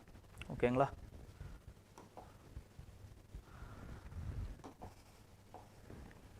Next is with respect to CO2 emissions இருக்குல்ல, அது வந்து ஒரு CO2 எமிஷன் வந்து 0.8% வந்து உயரப்போதான் 2024. ஓகேங்களா, அப்சல்யூட் கான்ட்ரிபியூட்டர்ஸ் யார்? இது ஃபிலிம்ஸில் கேட்குறதுக்கு வாய்ப்பு இருக்குது. Absolute contributors of CO2 emission first யார் இருக்கிறது அப்படின்னு பார்த்தீங்கன்னா சைனா, கிட்டத்தட்ட 31%. ஓகேங்களா, அந்த வருஷத்தில் 2023 யார் லார்ஜஸ்ட்டுங்கிறது. ஓகேங்களா, ஹிஸ்டாரிக்கல் எமிஷன்ஸ் எல்லாம் விட்டுறணும். அப்சல்யூட்டாக அந்த வருஷத்தில் கான்ட்ரிபியூட் பண்ணுற emitters China 31%, US 13%, third India இருக்குது. ஓகேங்களா, 8%. 27 கண்ட்ரி உள்ளே இருக்கக்கூடிய அடங்குற EU யூரோப்பியன் யூனியனாக சேர்த்திங்க அப்படின்னா அதுதான் 4th இருக்குது 7%. ஓகேங்களா, இவங்க 4 பேர் மட்டும் எவ்வளோ ரிலீஸ் பண்ணுறாங்க? கிட்டத்தட்ட 59% ஆஃப் த குளோபல் ஃபாசில் ஃபியூல்ஸை வந்து ரிலீஸ் பண்ணுறாங்க அப்படின்னு தகவல் வந்திருக்கு. அப்புறம் பர் கேபிட்டா எமிஷன்ஸ் எவ்வளோ சார் அப்படின்னா, கிட்டத்தட்ட per capita emission global average வந்து 1.3% per tons per person. ஓகேங்களா, அதில் யார் அதிகமாக இருக்கிறதுனா US தான் அதிகமாக இருக்குது 3.9. ஓகேங்களா, சைனா செகண்ட் 2.3, யூரோப்பியன் யூனியன் 1.5. இவங்க எல்லாருமே குளோபல் ஆவரேஜோட அதிகமாக இருக்காங்க. ஆனால் இந்தியாவை பாருங்கள், பாதி குளோபல் ஆவரேஜில் பாதி தான், 0.6% தான், 0.6 டன்ஸ் தான். ஓகேங்களா, பர் கேபிட்டா எமிஷன் பார்த்தீங்கன்னா நம்ம ரொம்ப கம்மிங்க. பட் கலெக்டிவாக பார்த்தீங்க அப்படின்னா நம்ம 3rd பிளேஸில் இருக்கும். ஓகேங்களா, இந்த இன்ஃபர்மேஷனை நீங்கள் தெரிஞ்சு வச்சுக்கோங்க, இதுதான் ரொம்ப ரொம்ப இம்பார்ட்டண்ட். இதில் இந்த பார்ட்டில் இதுதான் ரொம்ப ரொம்ப important. Okay, next is with respect to the bulldozer culture. Bulldozer culture பற்றி சில இன்ஃபர்மேஷன்ஸ். Okay, 1 second.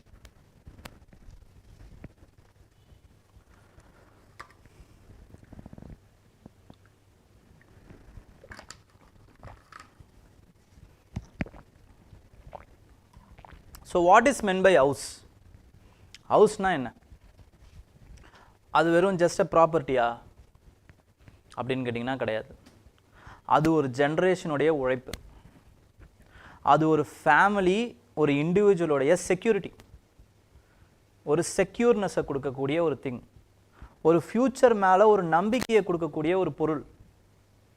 அதை ஓவர் நைட்டில் நீங்கள் உடைக்கிறீங்க அப்படின்னா you are not just destroying an house or a property, you are just destroying an generation's wealth. அவங்களுடைய அந்த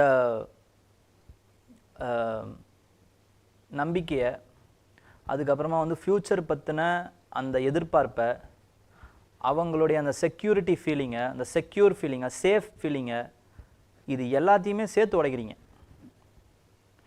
ஓகேங்களா, இப்போ இந்த கல்ச்சர் இருக்குல்ல, இதை வந்து எல்லாரும் வேறு வேறு மாதிரி சொல்லுவாங்க.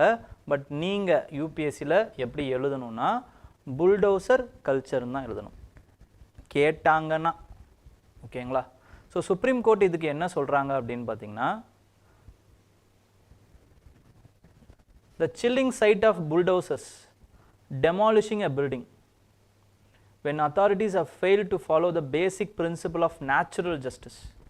ஒரு நேச்சுரல் ஜஸ்டிஸை கூட நீங்கள் ஃபாலோ பண்ணாமல் you are destroying an house without considering due process of law.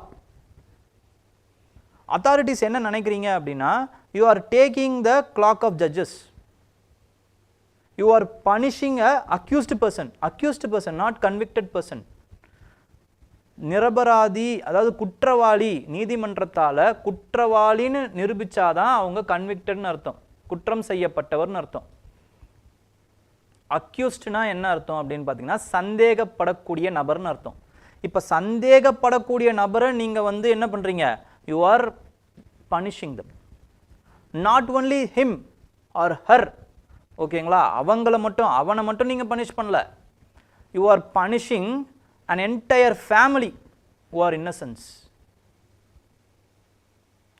இன்னசென்ட்டாக இருக்கக்கூடிய அந்த என்டையர் ஃபேமிலியும் நீங்கள் பனிஷ் பண்ணுறீங்க பை டிப்ரைவிங் their ப்ராப்பர்ட்டி எடுக்கிறதன் மூலமாக you are punishing them who are innocent. unless proven guilty, natural justice என்ன சொல்லுது, unless proven guilty a person is considered as innocent. So collective பனிஷ்மெண்ட்டை நீங்கள் கொடுக்குறீங்க, அதுவும் வந்து நிரூபிக்கப்படாத குற்றத்துக்கு கொடுக்குறீங்க, and there is a communal tone also for it. So these kinds of act is nothing short of anarchy அப்படிங்கிறாங்க. ஸ்டேட்லெஸ்னஸ்னு அர்த்தம், ஒரு கலவரம் இருக்கக்கூடிய இடம்னு அர்த்தம். Anarchy, problematic and ஸ்டேட்லெஸ்னஸ்.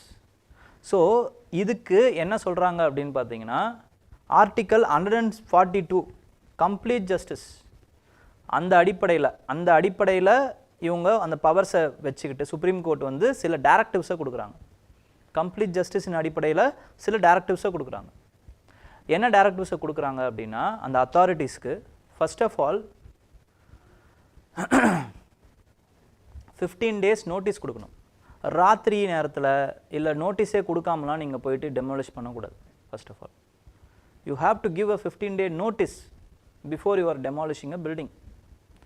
செகண்ட் என்ன அப்படின்னு பார்த்தீங்கன்னா அந்த அக்யூஸ்டுக்கு அவங்களுடைய சார்பில் அந்த அவங்கள அந்த விளக்கக்கூடிய அந்த டைம் கொடுக்கணும், விளக்கம் கொடுக்கக்கூடிய அந்த டைமை கொடுக்கணும் நீங்கள்.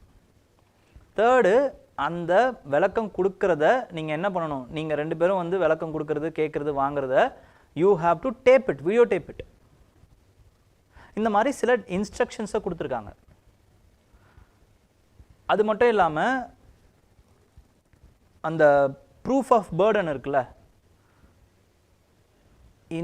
இந்த மாதிரி வந்து இவங்க இல்லீகலாக கன்ஸ்ட்ரக்ட் பண்ணியிருக்காங்க அப்படிங்கிற அந்த proof of burden that should be that is placed on the authorities who are demolishing.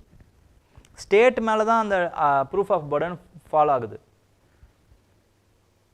ஓகேங்களா, இது எல்லாத்தையுமே சொல்கிறாங்க இன்ஸ்ட்ரக்ஷன்ஸில், இவ்வளவும் சொல்கிறாங்க, இவ்வளோ டீட்டெயில்டாக வந்து இன்ஸ்ட்ரக்ஷன்ஸ் கொடுக்குறாங்க. ஓகேங்களா, இப்போ இதை மீறுறாங்க அப்படின்னா அவங்களுக்கு அந்த அத்தாரிட்டிஸுக்கு தேர் இஸ் அ ப்ராப்ளம். அதாவது வந்து கண்டெம்ப்ட் ஆஃப் கோர்ட்டின் அடிப்படையில் அவங்களுக்கு தண்டனை வழங்கப்படும்.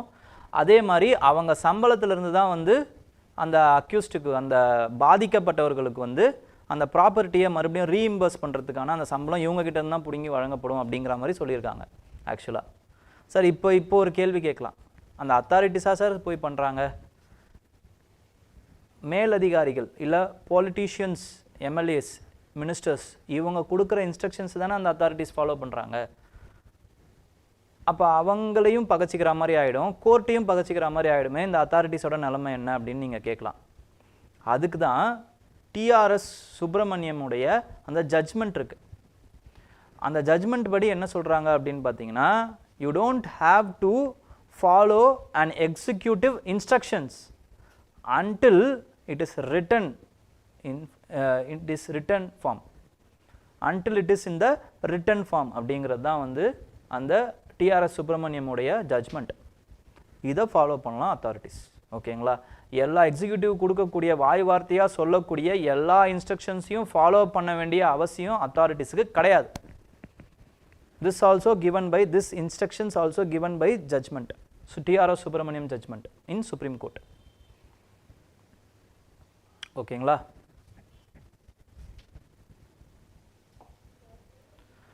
next is with respect to AFSPA. AFSPA has been reimposed in Manipur. ஓகேங்களா, reimpose பண்ணியிருக்காங்க. So what is meant by this AFSPA? AFSPA அப்படிங்கிறது என்ன sir? It is nothing but Armed Forces Special Powers Act. ஆர்டினன்ஸாக முதல்ல போடுறாங்க, அப்புறம் ஆக்டாக மாற்றுறாங்க. முதல்ல அதை எங்கே போடுறாங்க, அசாம் வந்து நாகாலாண்டில் ஒரு பகுதியாக தான் இருந்துச்சு. ஓகேங்களா. அசாமில் நாகாலாந்து வந்து அசாமில் ஒரு பகுதியாக தான் இருந்துச்சு. ஸோ அசாமில் போடுறாங்க, அதுக்கப்புறம் மணிப்பூர், எல்லாமே வந்து அந்த நாகாலாந்து பகுதிகள் தான். ஸோ நாகாவுடைய அந்த இன்சர்ஜென்சியை குறைக்கணும் அப்படிங்கிறது தான் ஃபஸ்ட்டு ஆர்ம்டு பவர் அந்த ஸ்பெஷல் பவர் ஃபோர்ஸ் இது பண்ணுறாங்க. சார் அப்படின்னா என்ன சார்? டிஸ்ரப்ஷன் இல்லைனா வந்து டிஸ்டர்ப்டு, ஒரு ஏரியா வந்து டிஸ்டர்ப் ஆகிடுச்சு. டிஸ்டர்ப் எப்படி ஆகிடுச்சு? லா அண்ட் ஆர்டர் சுச்சுவேஷன் அந்த civilian force, civilian authority, police ஃபோர்ஸ்னால் கட்டுப்படுத்த முடியாமல் கைக்கு அடங்காமல் மேலே ஏறி போச்சு. அப்போ இவங்களை அடக்கிறதுக்கு என்ன தான் பண்ணணும்? ஆர்ம்டு ஃபோர்ஸஸ் தான் கூப்பிடணும். இந்த armed forces are trained in such a way that they are ruthless. ஓகேங்களா. அவங்களால என்ன பண்ண முடியும் அப்படின்னு பார்த்தீங்கன்னா சுட்டு பிடிக்க முடியும், இல்லைனா வந்து அவங்க வந்து எந்த ஒரு ஆர்டர்ஸையுமே வந்து ஃபாலோ பண்ண மாட்டாங்க. அவங்களுக்கு தேவை அந்த இடத்துல அவங்கள சப்ரஸ் பண்ணணும், அந்த ஒரு விஷயத்தை சப்ரஸ் பண்ணணும். இப்படி தான் அவங்க வந்து ட்ரெயின் பண்ணப்பட்டிருக்காங்க. அப்போ இவங்களை சிவிலியன் ஏரியாவுக்குள்ளே விடும் பொழுது you have to give some special powers and protections for them. அந்த ப்ரொடெக்ஷன்ஸ் அண்ட் பவர்ஸ் தான் இந்த armed forces special power act. ஓகேங்களா.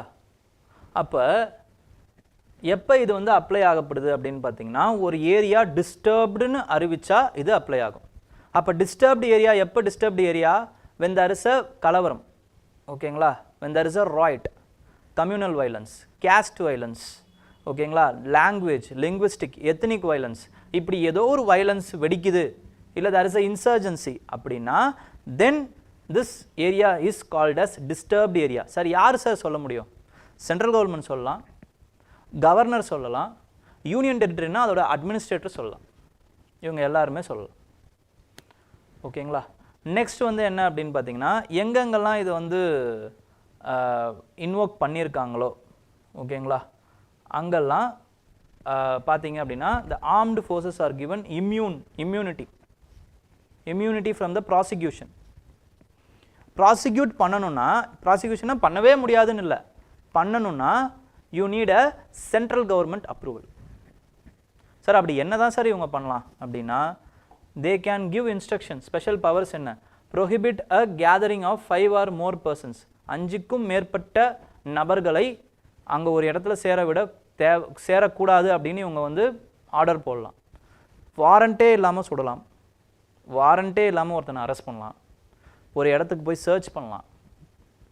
அதுக்கப்புறம் அப்படி ஏதாவது நீங்கள் பண்ணுறீங்க, ஒருத்தரை அரெஸ்ட் பண்ணுறீங்க, வாரண்ட்டே இல்லாமல் அரெஸ்ட் பண்ணாலுமே யூ கேனாட் கீப் தெம். ஓகேங்களா. குயிக் பாசிபிள் டைமுக்குள்ளே எவ்வளவு சீக்கிரமாக உங்களால் பக்கத்தில் இருக்கக்கூடிய போலீஸ் ஸ்டேஷனில் நீங்கள் அந்த நபரை கொடுக்குறீங்களோ அந்த அவ்வளோ சீக்கிரம் நீங்கள் கொடுத்துடணும். அரெஸ்ட் பண்ணுற பவர் மட்டும்தான் உங்ககிட்ட இருக்குது, ரிமாண்ட் பண்ணுற பவர் போலீஸ்கிட்ட தான் இருக்குது. ஓகேங்களா. ஸோ இதெல்லாமே அவங்களோட பவர்ஸ். சார் எந்த டிஸ்ட்ரிக்டை ஒன்றாலும் எந்த ஏரியாவை ஒன்றாலும் ஒரு கவர்னரால் டிஸ்டர்ப்டு ஏரியான்னு அறிவிக்க முடியுமா? நாளைக்கே தமிழ்நாடை வந்து டிஸ்டர்ப்டு ஏரியான்னு அறிவிக்க முடியுமா அப்படின்னா there is a case which is Indrajit Barua case. அதில் governors are empowered to declare any area of a state as disturbed ஏரியான்னு சொல்லியிருக்காங்க. But it should not be ஆர்பிட்ரி அப்படின்னு சுப்ரீம் கோர்ட் சொல்லியிருக்கு. ஆர்பிட்ரியாக இருக்கக்கூடாதுன்னா என்ன அர்த்தம்? their decision comes under judicial reviewன்னு அர்த்தம்.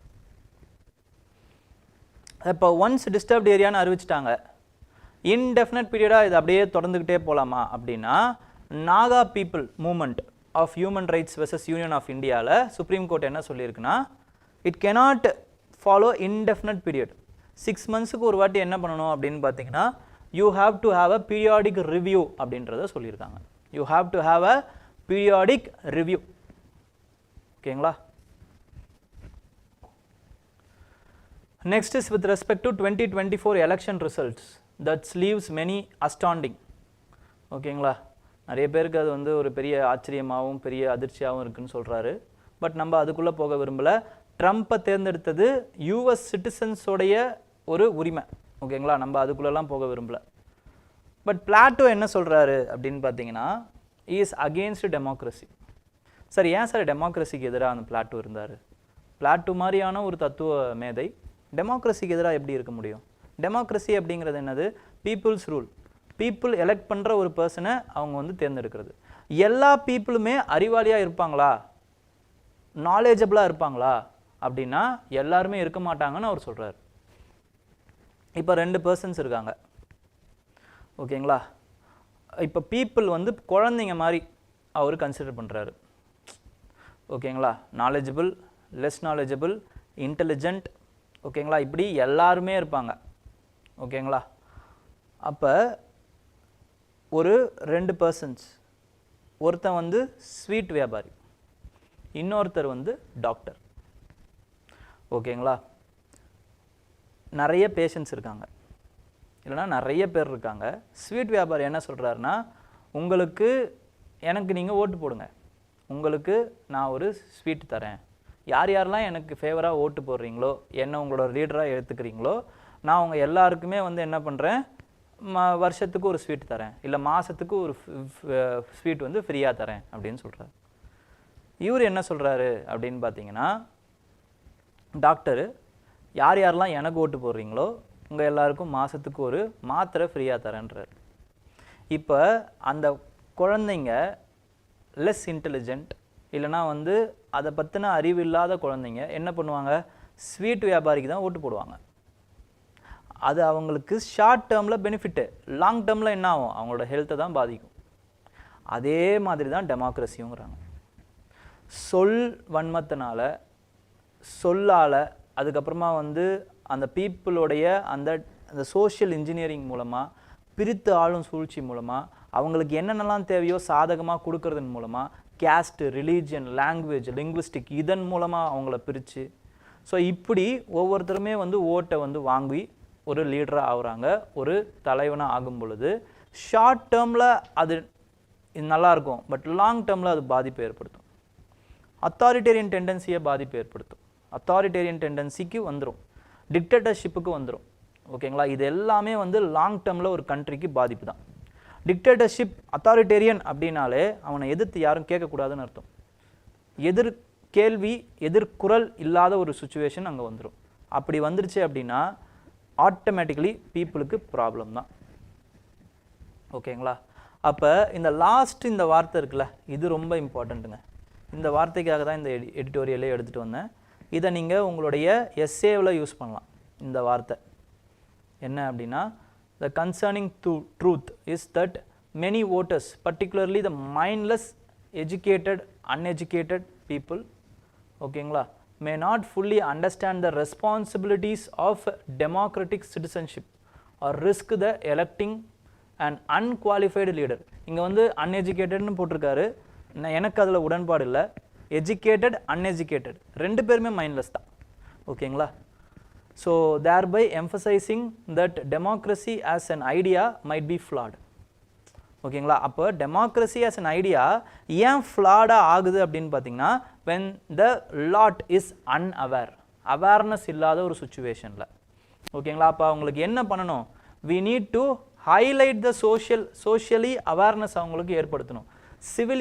civilically we have to inform the electorate, informed electorate-ஆக இருக்கணும் அவங்க.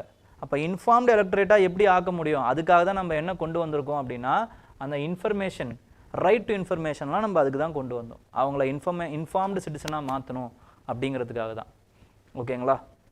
So இன்னும் நிறைய அந்த மாதிரியான டெமோக்ராட்டிக் ஆக்டிவிட்டீஸில் நம்ம ஈடுபடணும், ஓகேங்களா. Willing to look forward beyond the personal bias and prioritise the greater good.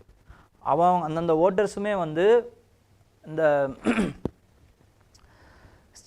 அவங்களுடைய பர்சனல் பயஸ், பிடிச்சிருக்கு, பிடிக்குது, எனக்கு தேவை, இந்த நல்லாயிருக்கும், இப்படி வந்தால் நல்லாயிருக்கும், அப்படி வந்தால் நல்லாயிருக்கும்னு பர்சனலாக வந்து நினைக்கிறத விட்டுட்டு, இந்த நாட்டுக்கு என்ன நல்லாயிருக்கும், இந்த மக்களுக்கு என்ன நல்லாயிருக்கும், இந்த கான்ஸ்டிடியூவன்சிக்கு எது நல்லாயிருக்கும், யார் வந்தால் நல்லது, எப்படி வந்தால் நல்லது, அப்படி யோசித்து ஒரு வாக்களிக்கணும் அப்படிங்கிறத சொல்கிறாங்க, ஓகேங்களா.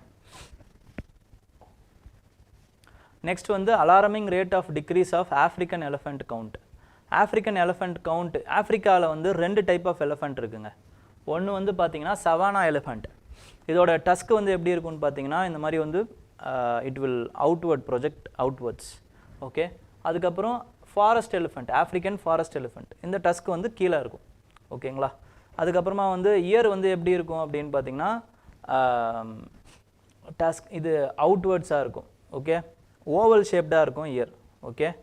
நெக்ஸ்ட் இதோட ஸ்டேட்டஸ் பாருங்கள், ஸ்டேட்டஸ் தான் ரொம்ப இம்பார்ட்டன்ட். IUCN ஸ்டேட்டஸ் சவானா எலிஃபெண்ட்டுக்கு வந்து என்டேஞ்சர்டு. அதுக்கப்புறமா வந்து ஃபாரஸ்ட் எலிஃபெண்ட் வந்து பார்த்தீங்க அப்படின்னா வந்து கிரிட்டிக்கலி என்டேஞ்சர்டு. இது ரெண்டும் உங்களுக்கு தெரிஞ்சால் போதும். ஓகேங்களா? எதில் வந்து இவங்களோட இந்த பாப்புலேஷன் வந்து எதில் ரொம்ப கம்மியாகுது, எந்த ஏரியாவில் ரொம்ப, எந்த ரீஜனில் ரொம்ப கம்மியாக இருக்குது அப்படின்னு பார்த்தீங்கன்னா சஹேல் ரீஜனில் ரொம்ப ரொம்ப கம்மியாக இருக்குது. மாலி, சாடு, நிஜர், ஓகேங்களா, நைஜீரியா, இந்த சஹேல் ரீஜனையும் 2024 பிலிம்ஸில் கேட்டிருக்காங்க. ஓகேங்களா? எதில் அதிகமாக இருக்குது அப்படின்னு பார்த்தீங்கன்னா சதர்ன் ஆஃப்ரிக்கா ரீஜன்ஸில் போஸ்வானா, ஜிம்பாப்வே, நமீபியா இங்கெல்லாம் அதிகமாக இருக்குது. ஓகே, எதனால் இது கம்மியாக இருக்குன்னா because of the habitat destruction. அதுக்கப்புறமா வந்து என்னன்னு பார்த்தீங்கன்னா போர்ச்சிங், டஸ்க்காக போர்ச் பண்ணுறாங்கல்ல, அதனால். ஆஃப்ரிக்காலேயே 2 டைப் இருக்குது. உலகத்தில் பார்த்தீங்கன்னா ஆஃப்ரிக்கன் எலிஃபெண்ட் அப்புறமா வந்து ஏஷியன் எலிஃபெண்ட்டுன்னு 2 டைப் இருக்குது. ஓகேங்களா? Next is with respect to lightning rod prevention. Okay, lightning ஒவ்வொரு வருஷமும் வந்து லைட்னிங்னால உலகம் ஃபுல்லாக வந்து 24,000 பேர் இறக்குறாங்களாம். இந்தியாவில் மட்டும் எவ்வளோ பேர் இறக்குறாங்கன்னா 2,000 பேர், கிட்டத்தட்ட 3,000 பேர் இறக்குறாங்க ஆக்சுவலாக லைட்னிங்னால். இப்போ லைட்னிங்குடைய அந்த இது என்ன அப்படின்னு பார்த்தீங்கன்னா லைட்னிங் கண்டக்டர்ஸ்னு இருக்குது. ஓகேங்களா? இப்போ லைட்னிங் எப்படி சார் உருவாகுது? ஃபர்ஸ்ட் ஆஃப் ஆல் லைட்னிங் எப்படி உருவாகுதுன்னா there is a cloud. ஓகேங்களா? க்ளவுட் இருக்குது. க்ளவுடில் பார்த்தீங்கன்னா 2 டைப் ஆஃப் இது இருக்குங்க. ஒன்று வந்து there is a பார்ட்டிகல்ஸ் இருக்குல்ல, இந்த பார்ட்டிகல்ஸ் வந்து 2 டைப் ஆஃப் பார்ட்டிகல் இருக்கும். பார்ட்டிக்கலில் மைனஸ் அப்புறமா வந்து ப்ளஸ். ஓகேங்களா? மைனஸ் அப்புறம் ப்ளஸ்.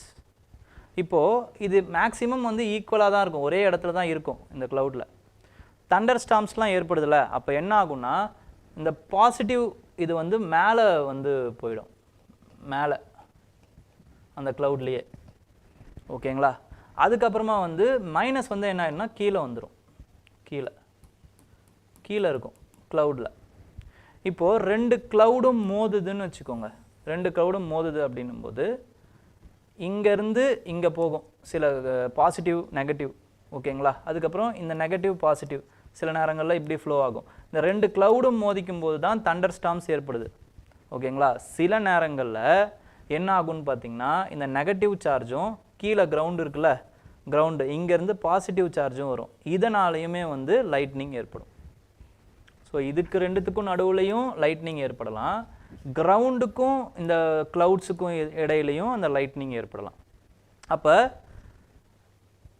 கிரவுண்ட் வந்து பாசிட்டிவ். ஓகேங்களா? Positive charge.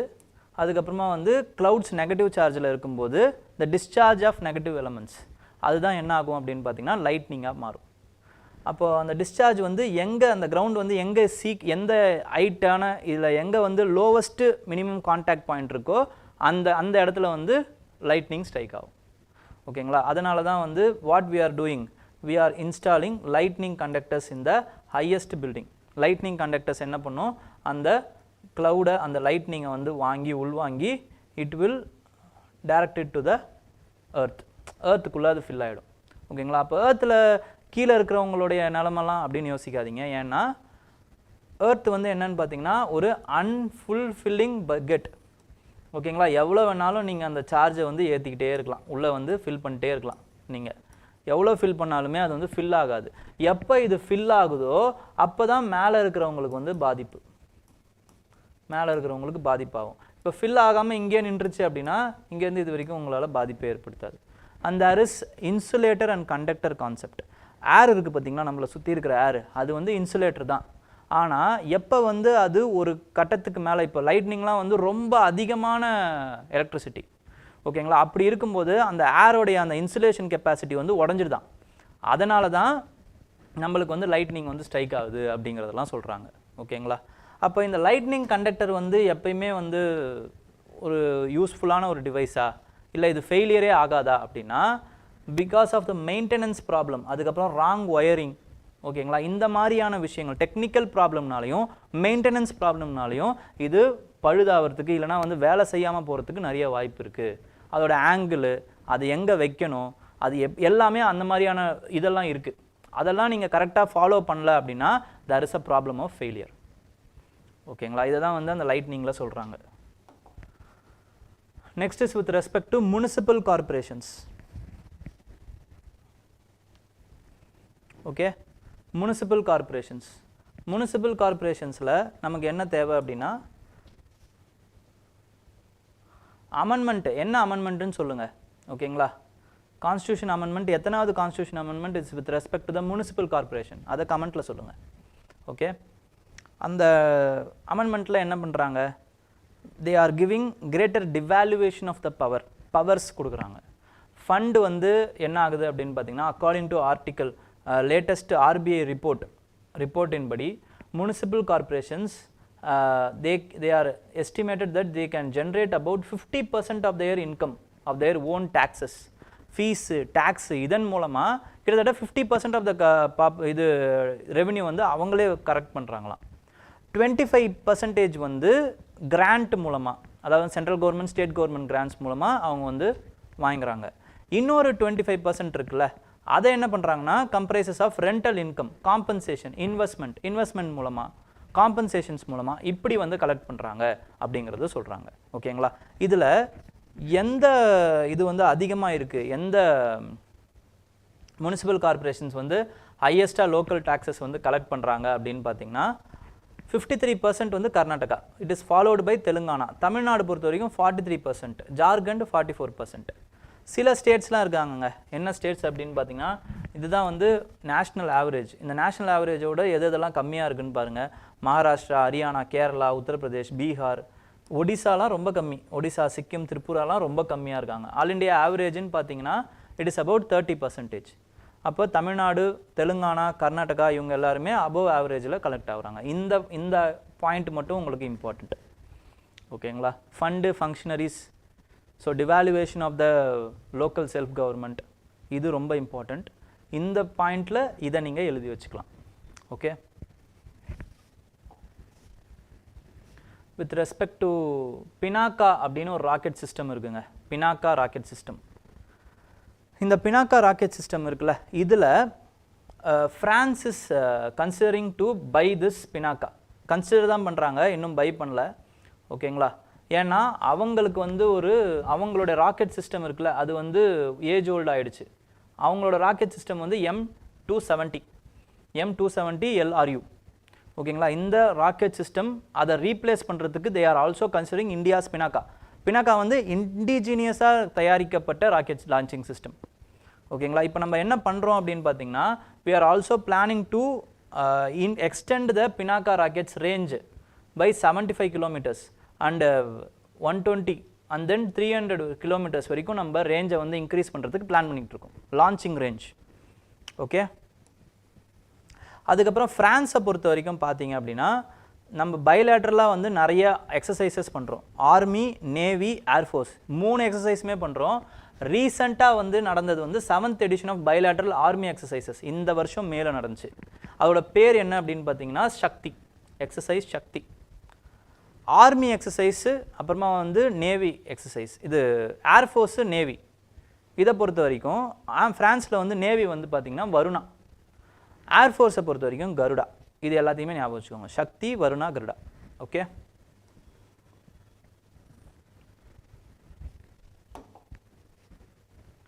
நெக்ஸ்ட் வந்து டிஆர்டிஓ என்ன பண்ணியிருக்காங்கன்னா, as carried their maiden test of long range cruise missiles.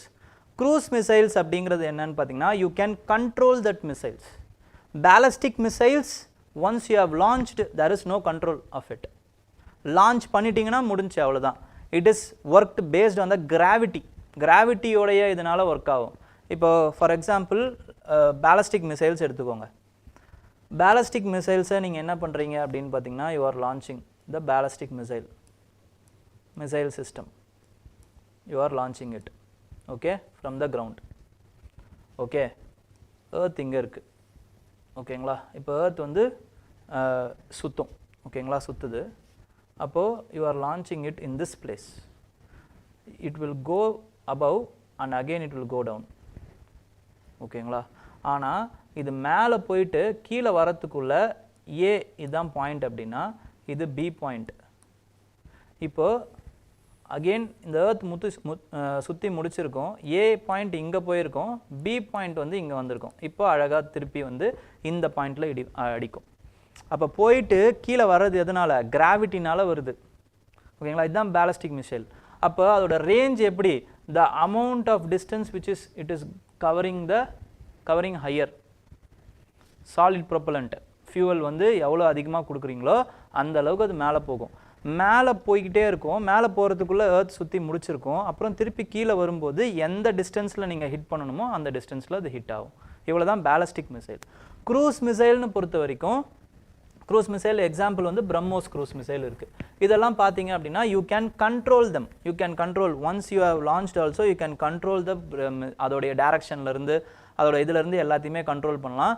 One of the important இது என்னன்னு பார்த்தீங்கன்னா new variant of Nirbhay long range land attack cruise missile. அது பேர் வந்து நிர்பேவுடைய ஒன் ஆஃப் த வேரியண்ட். அது ஓகேங்களா. யார் வந்து கிரியேட் பண்ணியிருக்கிறது அப்படின்னு பார்த்தீங்கன்னா it is with respect to aeronautical development establishment, பெங்களூரில் இருக்குது. இது வந்து இட் இஸ் சிமிலர் டு யூஎஸோடைய டாம் ஹேங்க் க்ரூஸ் மிசைல். இதையும் ஞாபகம் வச்சுக்கோங்க. டாம் ஹேங்க் வந்து ஒரு க்ரூஸ் மிசைல், அது யூஎஸோடது. நிர்பே மிசைல் வந்து இட் இஸ் ரிலேட்டட் டு இல்லைனா வந்து it is similar to Tomahawk cruise missile. Okay. Next வந்து no dual eco clearance for 39 categories of industries. There are some categories of industries. For example, white category சொல்லுவாங்க. ஓகேங்களா, white category, அப்புறமா வந்து orange, red இப்படின்னு வந்து categories இருக்குது. ரொம்ப கம்மியாக பொல்யூட் பண்ணுற கேட்டகரி ஆஃப் இண்டஸ்ட்ரீஸ் இருக்குல்ல, அதுதான் ஒயிட் கேட்டகரி இண்டஸ்ட்ரீஸ். ஓகே, அது யாரெல்லாம் அப்படின்னு பார்த்தீங்கன்னா சோலார் செல் யூனிட் ப்ரொடியூஸ் பண்ணுறது, ஃப்ளை ஆஷ் மூலமாக பிரிக்ஸை ப்ரொடியூஸ் பண்ணுற இண்டஸ்ட்ரீஸ்.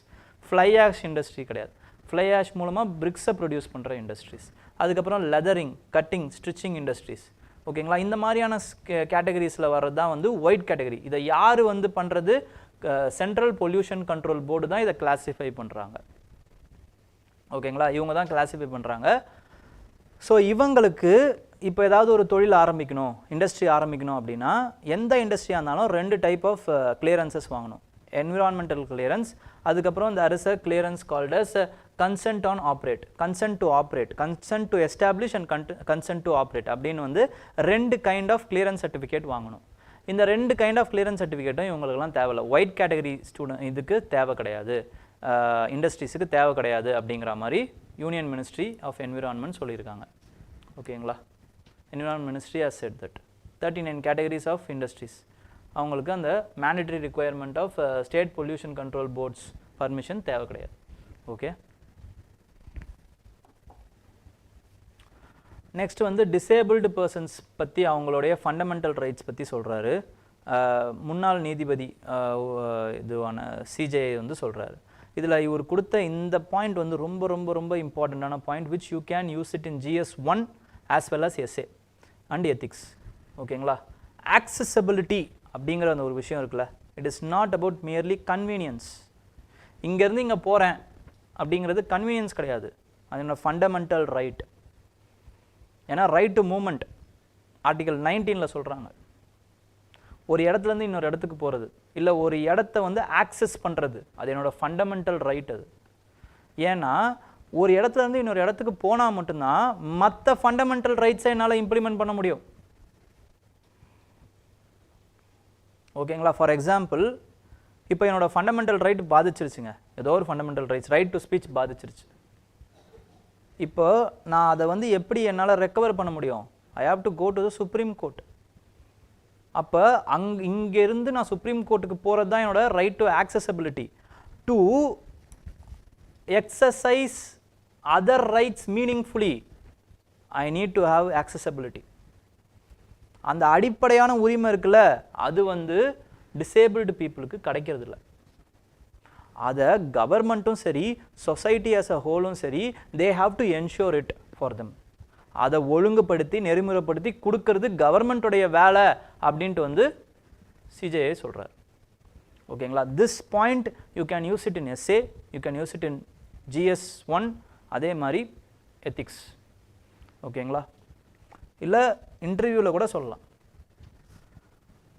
நெக்ஸ்ட் வந்து India will fail to meet the 2025 TB elimination target. India வந்து என்ன அவங்களோட டார்கெட்டாக போட்டிருந்தாங்க அப்படின்னு பார்த்தீங்கன்னா, we will eliminate the TB by 2025. WHO உடைய டார்கெட் என்னன்னு பார்த்தீங்கன்னா 2030. ஓகேங்களா? அப்போ WHO உடைய டார்கெட் எஸ்டிஜி கோல் என்ன அப்படின்னா 90% reduction of TB deaths compare to 2015. அப்புறம் 80% ரிடக்ஷன் இன் டிபி இன்சிடென்ஸ், அதாவது வந்து புதுசாக வரக்கூடிய டிபி இன்சிடென்ஸை குறைக்கிறது, 80% குறைக்கிறது பை கம்பேரிங் டு 2015. பட் என்ன ப்ராப்ளம் அப்படின்னா 2025க்குள்ளே அதுக்கு ஒரு டார்கெட் வச்சுருக்காங்க. அது என்னன்னு பார்த்தீங்கன்னா 75% ரிடக்ஷன் ஆஃப் த டெத்து, அப்புறம் 50% ஆஃப் டிபி இன்சிடென்ஸ். இந்தியாவால் இந்த டார்கெட்டை கூட அச்சீவ் பண்ண முடியல அப்படிங்கிறது தான் இப்போ ப்ராப்ளம். ஓகேங்களா? ஸோ நம்மளால் வந்து என்ன பண்ண முடியாது அப்படின்னா, இந்த டார்கெட் ஆஃப் எலிமினேட்டிங் 2025க்குள்ளே டிபியோடைய எலிமினேஷன் 2025க்குள்ளே அச்சீவ் பண்ணணும் அப்படிங்கிறது நம்மளுக்கு இப்போ சாத்தியம் இல்லாத ஒரு கோலாக மாறிடுச்சு. Okay, next British writer Harvey, Samantha Harvey அப்படிங்கிறவங்க புக்கர் ப்ரைஸ் வாங்கியிருக்காங்க. எதுக்காகனா அவங்களோட ஒர்க்கான ஆர்பிட்டல் அப்படிங்கிற ஒர்க்குக்காக புக்கர் ப்ரைஸ் வாங்கியிருக்காங்க. இந்த புக்கர் ப்ரைஸ் இருக்குல்ல, இது வந்து ஒரு இங்கிலீஷ் லாங்குவேஜில் எழுதப்பட்ட புக்குக்காக கொடுக்கக்கூடிய ப்ரைஸ். இது இங்கிலீஷ் லாங்குவேஜில் எழுதியிருக்கணும். அதுக்கப்புறம் இது யூஎஸ்லேயோ இல்லை அயர்லாண்ட்லேயோ பப்ளிஷ் ஆகிருக்கணும். யூகேலேயோ இல்லை அயர்லாண்ட்லேயோ பப்ளிஷ் ஆகிருக்கணும். அப்போ மட்டும்தான் இது எலிஜிபிள், அந்த புக்கர் ப்ரைஸுக்கு வாங்கிறதுக்கு எலிஜிபிள். சார் இந்தியன் ஆதர்ஸ்லாம் சில பேர் வாங்கியிருக்காங்களே, இந்தியன் லாங்குவேஜில் எழுதின புக்குக்கெலாம் வாங்கியிருக்காங்களேன்னா அதுக்கு பேர் வந்து இன்டர்நேஷ்னல் புக்கர் ப்ரைஸ். அந்த புக்ஸை வந்து இங்கிலீஷில் யாராவது டிரான்ஸ்லேட் பண்ணியிருக்கணும். அந்த டிரான்ஸ்லேட் பண்ண புக்கு வந்து யூகேலேயோ அயர்லாண்ட்லேயோ பப்ளிஷ் ஆகிருக்கணும். இதுதான் எலிஜிபிலிட்டி. அப்படி டிரான்ஸ்லேட் பண்ணுறாங்கள, இன்டர்நேஷ்னல் புக்கர் ப்ரைஸ் வாங்குறாங்கல்ல, அவங்களுக்கு அந்த எழுதின ரீஜனல் லாங்குவேஜில் எழுதினவருக்கும் அந்த டிரான்ஸ்லேட் பண்ணவருக்கும் அந்த ப்ரைஸ் மணி வந்து பகிர்ந்து அளிக்கப்படும், பாதி பாதியாக கொடுப்பாங்க. ஓகேங்களா? தேர் இஸ் அ வல்கனோ, இந்தோனேஷியாவில் வந்து மவுண்ட் லிவோடோபி அப்படிங்கிற ஒரு வல்கனோ இருக்குது. லாக்கி லிவோடோபி லாக்கி. ஓகேங்களா? ஸோ இது வந்து எங்கே இருக்குன்னா ரிமோட் ஐலாண்ட் ஆஃப் ஈஸ்ட் நௌசா அப்படிங்கிற ஐலாண்டில், இந்தோனேஷியாவில் நௌசா அப்படிங்கிற ஐலாண்டில் இருக்குது. அது வந்து இப்போது எரப்ட் ஆகிருக்கு. ஓகேங்களா? ஸோ பிளேசஸ் அண்ட் நியூஸில் இந்த ஐலாண்ட், இந்த வல்கனோவை பற்றி ஞாபகம் வச்சுக்கோங்க. நெக்ஸ்ட்டு தமிழ்நாடு கவர்மெண்ட் என்ன பண்ணியிருக்காங்க அப்படின்னு பார்த்தீங்கன்னா, as tackled a public health challenge of snake bites. Snake பைட்டை என்ன பண்ணியிருக்காங்கன்னா நோட்டிஃபையபிள் டிசீஸாக வந்து தமிழ்நாடு பப்ளிக் ஹெல்த் ஆக்டில் வந்து சேர்த்துருக்காங்க. தமிழ்நாடு பப்ளிக் ஹெல்த் ஆக்டின் உள்ள இந்த ஸ்னேக் பைட்டையுமே வந்து ஒரு டிசீஸாக, நோட்டிஃபையபிள் டிசீஸாக வந்து சேர்த்துருக்காங்க. ரொம்ப ரொம்ப இம்பார்ட்டண்ட். WHO படி, வேர்ல்டு ஹெல்த் ஆர்கனைசேஷன் படி ஸ்னேக் பைட் அப்படிங்கிறது ஒரு குளோபல் பப்ளிக் ஹெல்த் இஷ்யூ. ஓகேங்களா? ஸோ இந்த அடிப்படையில் என்ன பண்ணுறாங்க அப்படின்னு பார்த்தீங்கன்னா, தமிழ்நாடு கவர்மெண்ட் இப்போ எல்லாருக்கும் இன்ஸ்ட்ரக்ஷன்ஸ் கொடுத்துருக்காங்க. இப்போ கவர்மெண்ட் அண்ட் ப்ரைவேட் ஹாஸ்பிட்டலில் ஸ்னேக் பைட்டுக்காக வந்து ட்ரீட்மெண்ட் வாங்குறவங்க, அதுக்கப்புறம் ஃபெட்டாலிட்டி ஆனவங்க, இவங்களுடைய கேசஸை வந்து ரிப்போர்ட் பண்ணணும், மேண்டட்ரியாக வந்து குறித்து வைக்கணும். ஓகேங்களா? Mandatory reporting of the system will be integrated to the states integrated health information platform. அங்கே வந்து அந்த இன்ஃபர்மேஷன் வந்து பதிவேற்றம் பண்ணிடுவாங்க. This will be used for integrated disease surveillance programme. இதில் அதுக்குள்ளே வந்து இந்த இன்ஃபர்மேஷன்ஸ் இருக்கும் அப்படின்றத சொல்லியிருக்காங்க. ஸோ வேறு எதுவும் டவுட்ஸ் இருந்தால் கேட்கலாம். ஓகேங்களா? இல்லைனா we can wind up.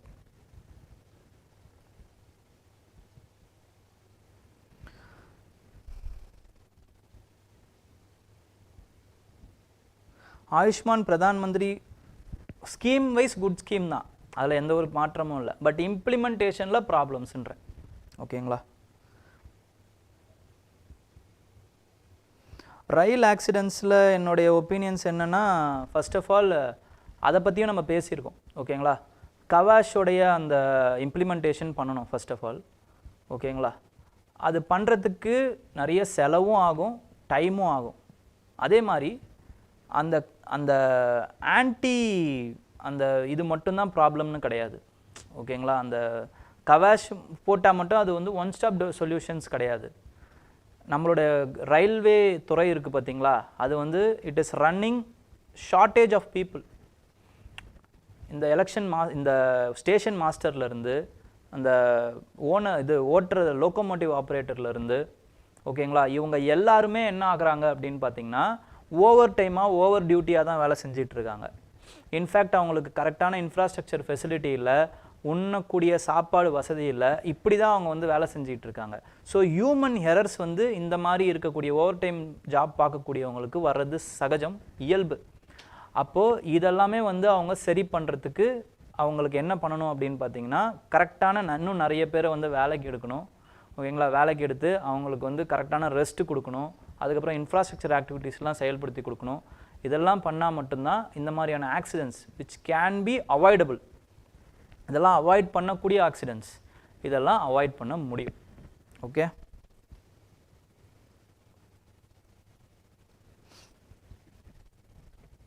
ஃபிலிம்ஸில் கேட்க மாட்டாங்க. புல்டோசர் கல்ச்சர் பற்றிலாம் ஃபிலிம்ஸ்லலாம் பெருசாக கேட்க மாட்டாங்க. பட் மெயின்ஸில் என்னென்னா செப்பரேஷன் ஆஃப் பவர் கான்செப்ட்டுக்கு இந்த புல்டோசர் கல்ச்சரை நீங்கள் வந்து ஒரு எக்ஸாம்பிளாக எழுதலாம். நீங்கள் எழுதலாம் கொஸ்டினாக இப்படி வந்து ஒரு ஒரு ஒரு இன்சிடெண்ட் வச்சு கொஸ்டின்ஸ் வரதுக்கு வாய்ப்பு ரொம்ப கம்மி. ஓகேங்களா, பட் நீங்கள் செப்பரேஷன் ஆஃப் பவரில் இதை ஆன்சராக எழுதுறதுக்கு வாய்ப்பு இருக்குது. Why Northeast India are always prone to separatist extremist, especially Assam, Manipur, Nagaland? ஏன் அப்படின்னா வந்து அவங்க ஃபர்ஸ்ட் ஆஃப் ஆல் இந்தியன் யூனியனில் முதல்ல இருந்தே இல்லைன்னு நினைக்கிறாங்க. அவங்களுடைய அந்த psychologically they are thinking about it. ஓகேங்களா, அதுதான் ப்ராப்ளம். பட் இன்னும் என்ன ஆகுதுன்னு பார்த்தீங்கன்னா இந்த வாக்கு அரசியல்னால இந்த political parties they are socially engineering igniting their already presenting crude. ஓகேங்களா, சமுதாயத்தில் இருக்கக்கூடிய அந்த அழுக்குகளை அதை வந்து ஓட்டுக்காக அறுவடை பண்ணும் பொழுது அவங்க the society is becoming more violent first of all. Second வந்து psychological matter can be solved. ஓகேங்களா, அவங்களுக்கு டெவலப்மெண்ட் கொடுக்கறதன் மூலமாக நீங்கள் எங்களோட இருக்கிறவங்க தான் அப்படின்னு சொல்கிறதன் மூலமாக இங்கேயே எவ்வளோ பேர் வந்து நார்த் ஈஸ்ட்லேருந்து வேலை செய்கிறாங்க. அவங்கள நம்ம இந்தியன்ஸுன்னு கன்சிடர் பண்ணுறோமா, நேபாளி, அப்புறமா வந்து என்னது சைனீஸு, இப்படி தானே நம்மளே கிண்டல் பண்ணுறோம் அவங்கள.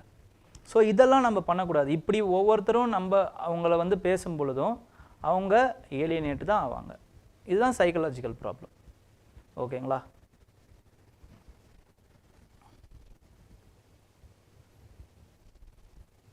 species and their IUCN status regions are somewhat increased in newspaper. How to make this memorized? எவ்வளவு முடியுமோ அவ்வளோ ஞாபகம் வச்சுக்கோங்க.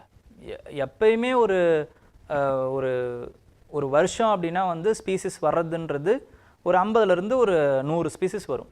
ஓகேங்களா, ஸோ இதை வந்து ரீஜன் வைஸ் ஞாபகம் வச்சுக்கோங்க. எந்தெந்த ரீஜன் வைஸ் இது வல்னரபிளா, அதுக்கப்புறமா வந்து எண்டமிக்கா, இப்படி ஞாபகம் வச்சுக்கோங்க. இன்னும் சில விஷயங்கள் எப்படி சொல்லலாம்னா, இப்போ எண்டமிக்காக இருக்குதுன்னு வச்சுக்கோங்களேன், அது மேக்ஸிமம் வந்து கிரிட்டிக்கலி என்டேஞ்சர்டாக இருக்கிறதுக்கு நிறைய வாய்ப்பு இருக்குது.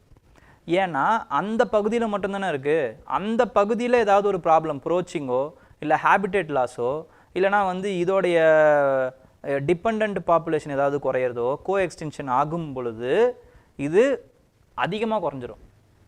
அப்போ அது வல்னரபிளாக இருக்குன்னா அதோடைய பரப்பளவு கொஞ்சம் பெருசாக இருக்குன்னு அர்த்தம். ஓகேங்களா, இதே வந்து எண்டமிக்காக இருக்குன்னா அது கிரிட்டிக்கலி என்டேஞ்சர்டாக இருக்கிறதுக்கு வாய்ப்புகள் நிறைய இருக்குது. இப்படியெல்லாம் பார்த்து படிங்க. ஓகே, நெக்ஸ்ட் வந்து 74th வந்து CAA. Okay, super. 74th amendment, good good.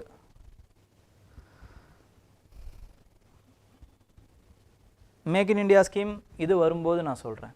ஓகேங்களா, அதோடைய அனாலிசிஸ் ஏதாவது இருந்ததுன்னா நான் சொல்கிறேன். கரண்ட் அஃபேர்ஸில் கொஞ்சம் வரட்டும், நாம் அப்புறம் பேசுவோம்.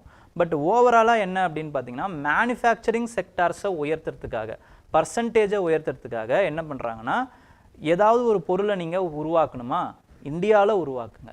மேக் இன் இண்டியா ஆகும் பொழுது வேலைவாய்ப்புகள் பெருகும், இன்வெஸ்ட்மெண்ட் பெருகும். அப்போ அந்த production capacity, manufacturing capacity of India will increase. நம்மளால் சப்ளை செயினுக்குள்ளே போக முடியும், குளோபல் சப்ளை செயின் வேல்யூ செயினுக்குள்ளே போக முடியும். Export potential will increase. அதன் மூலமாக நம்மளால் நிறைய பொருளை ஈட்ட முடியும். இதுதான் மேக் இன் இண்டியா. ஓகே,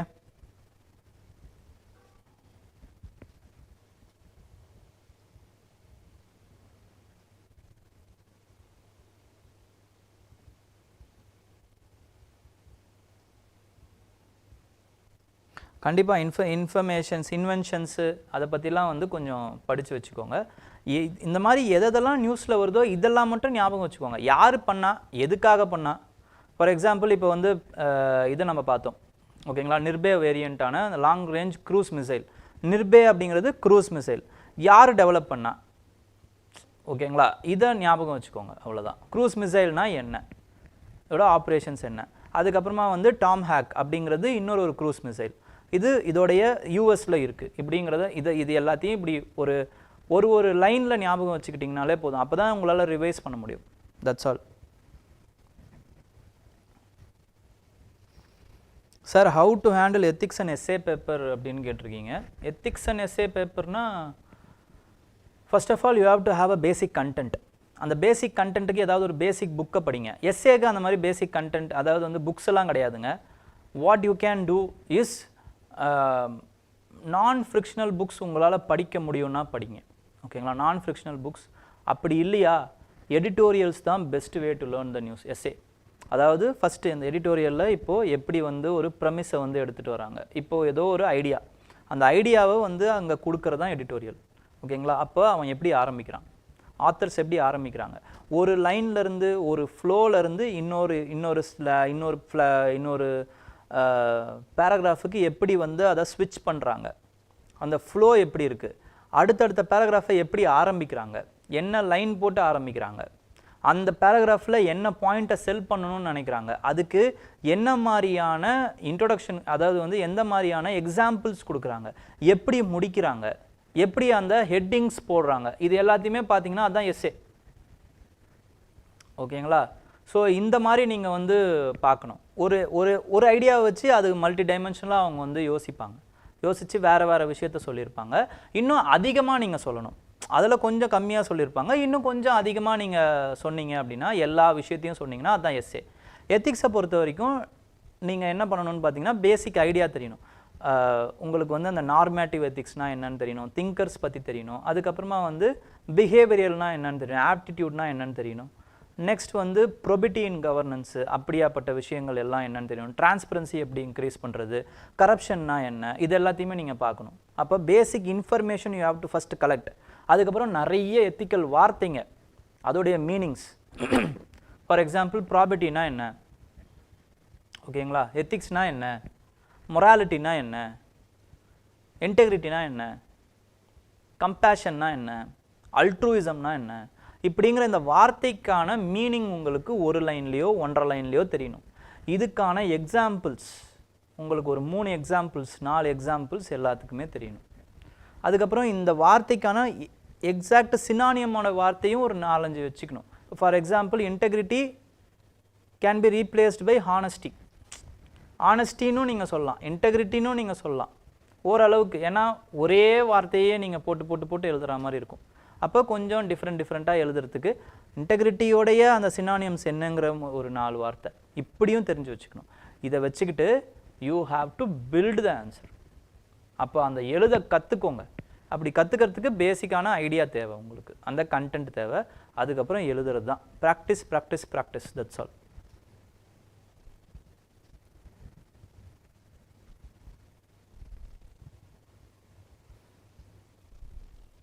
இருக்குது, ஆஸ்ட்ராக்லேயும் இருக்குது.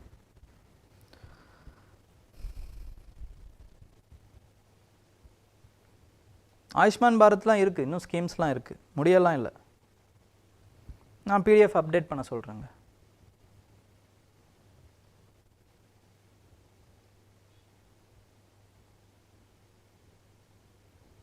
எஸ்,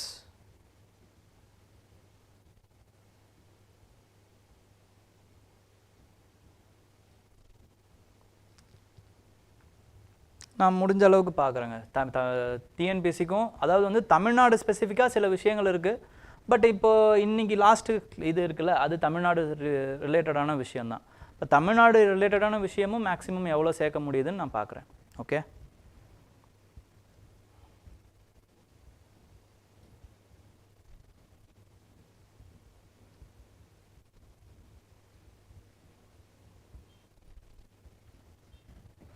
இன்ஜினியரிங் சர்வீஸ் வந்து உங்களுக்கு டெக்னிக்கலுங்க அது ஓகேங்களா. அப்போ நிறைய டெக்னிக்கல் பேப்பர்ஸ் இருக்கும். இப்போ ஃபார் எக்ஸாம்பிள் சிவில் இன்ஜினியரிங்னா சிவில் இன்ஜினியரிங் பேப்பர்ஸ் இருக்கும். உங்களுக்கு அது எது யூஸ் ஆகும்னு பார்த்தீங்கன்னா, ஜிஎஸ்ல இங்கே ஸ்ட்ராங்காக இருக்கீங்க, நீங்கள் வந்து இதில் ஸ்ட்ராங்காக இருக்கீங்க அப்படின்னா ஆப்ஷனல் நீங்கள் சிவில் இன்ஜினியரிங் எடுத்து எழுதலாம், அதுக்கு உங்களுக்கு யூஸ் ஆகும், அவ்வளோதான்.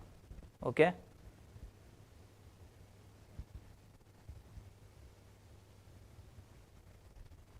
கிட்டத்தட்ட 465 plus articles are there. Okay, India கான்ஸ்டிடியூஷனில். வேறு ஏதாவது டவுட்ஸ் இருக்குங்களா? இல்லைனா we can wind up. Okay, நான் டிஎன்பிசியும் ட்ரை பண்ணுறேங்க. என்னால் முடிஞ்ச அளவுக்கு நான் டிஎன்பிசி யூபிஎஸ்சி ரெண்டுத்தையும் இன்டகிரேட் பண்ணி நான் போட ட்ரை பண்ணுறேன். Okay, don't worry. பட் டிஎன்பிசிக்கு maximum mainly you have to focus on AMTN channel. AMTN சேனலை பாருங்கள், ஓகேங்களா? ஸோ அவங்க சொல்கிறதையும் எடுத்துக்கோங்க. பட் நானும் கரண்ட் அஃபேர்ஸில் எவ்வளோ மேக்ஸிமம் வந்து புஷ் பண்ண முடியுதுன்னு பார்க்குறேன். ஓகே, ஸோ வேறு ஏதாவது டவுட்ஸ் இருக்குங்களா? இல்லைனா we can wind up the session. Okay, thank you ஜாலியாக இருங்க. ஓகே.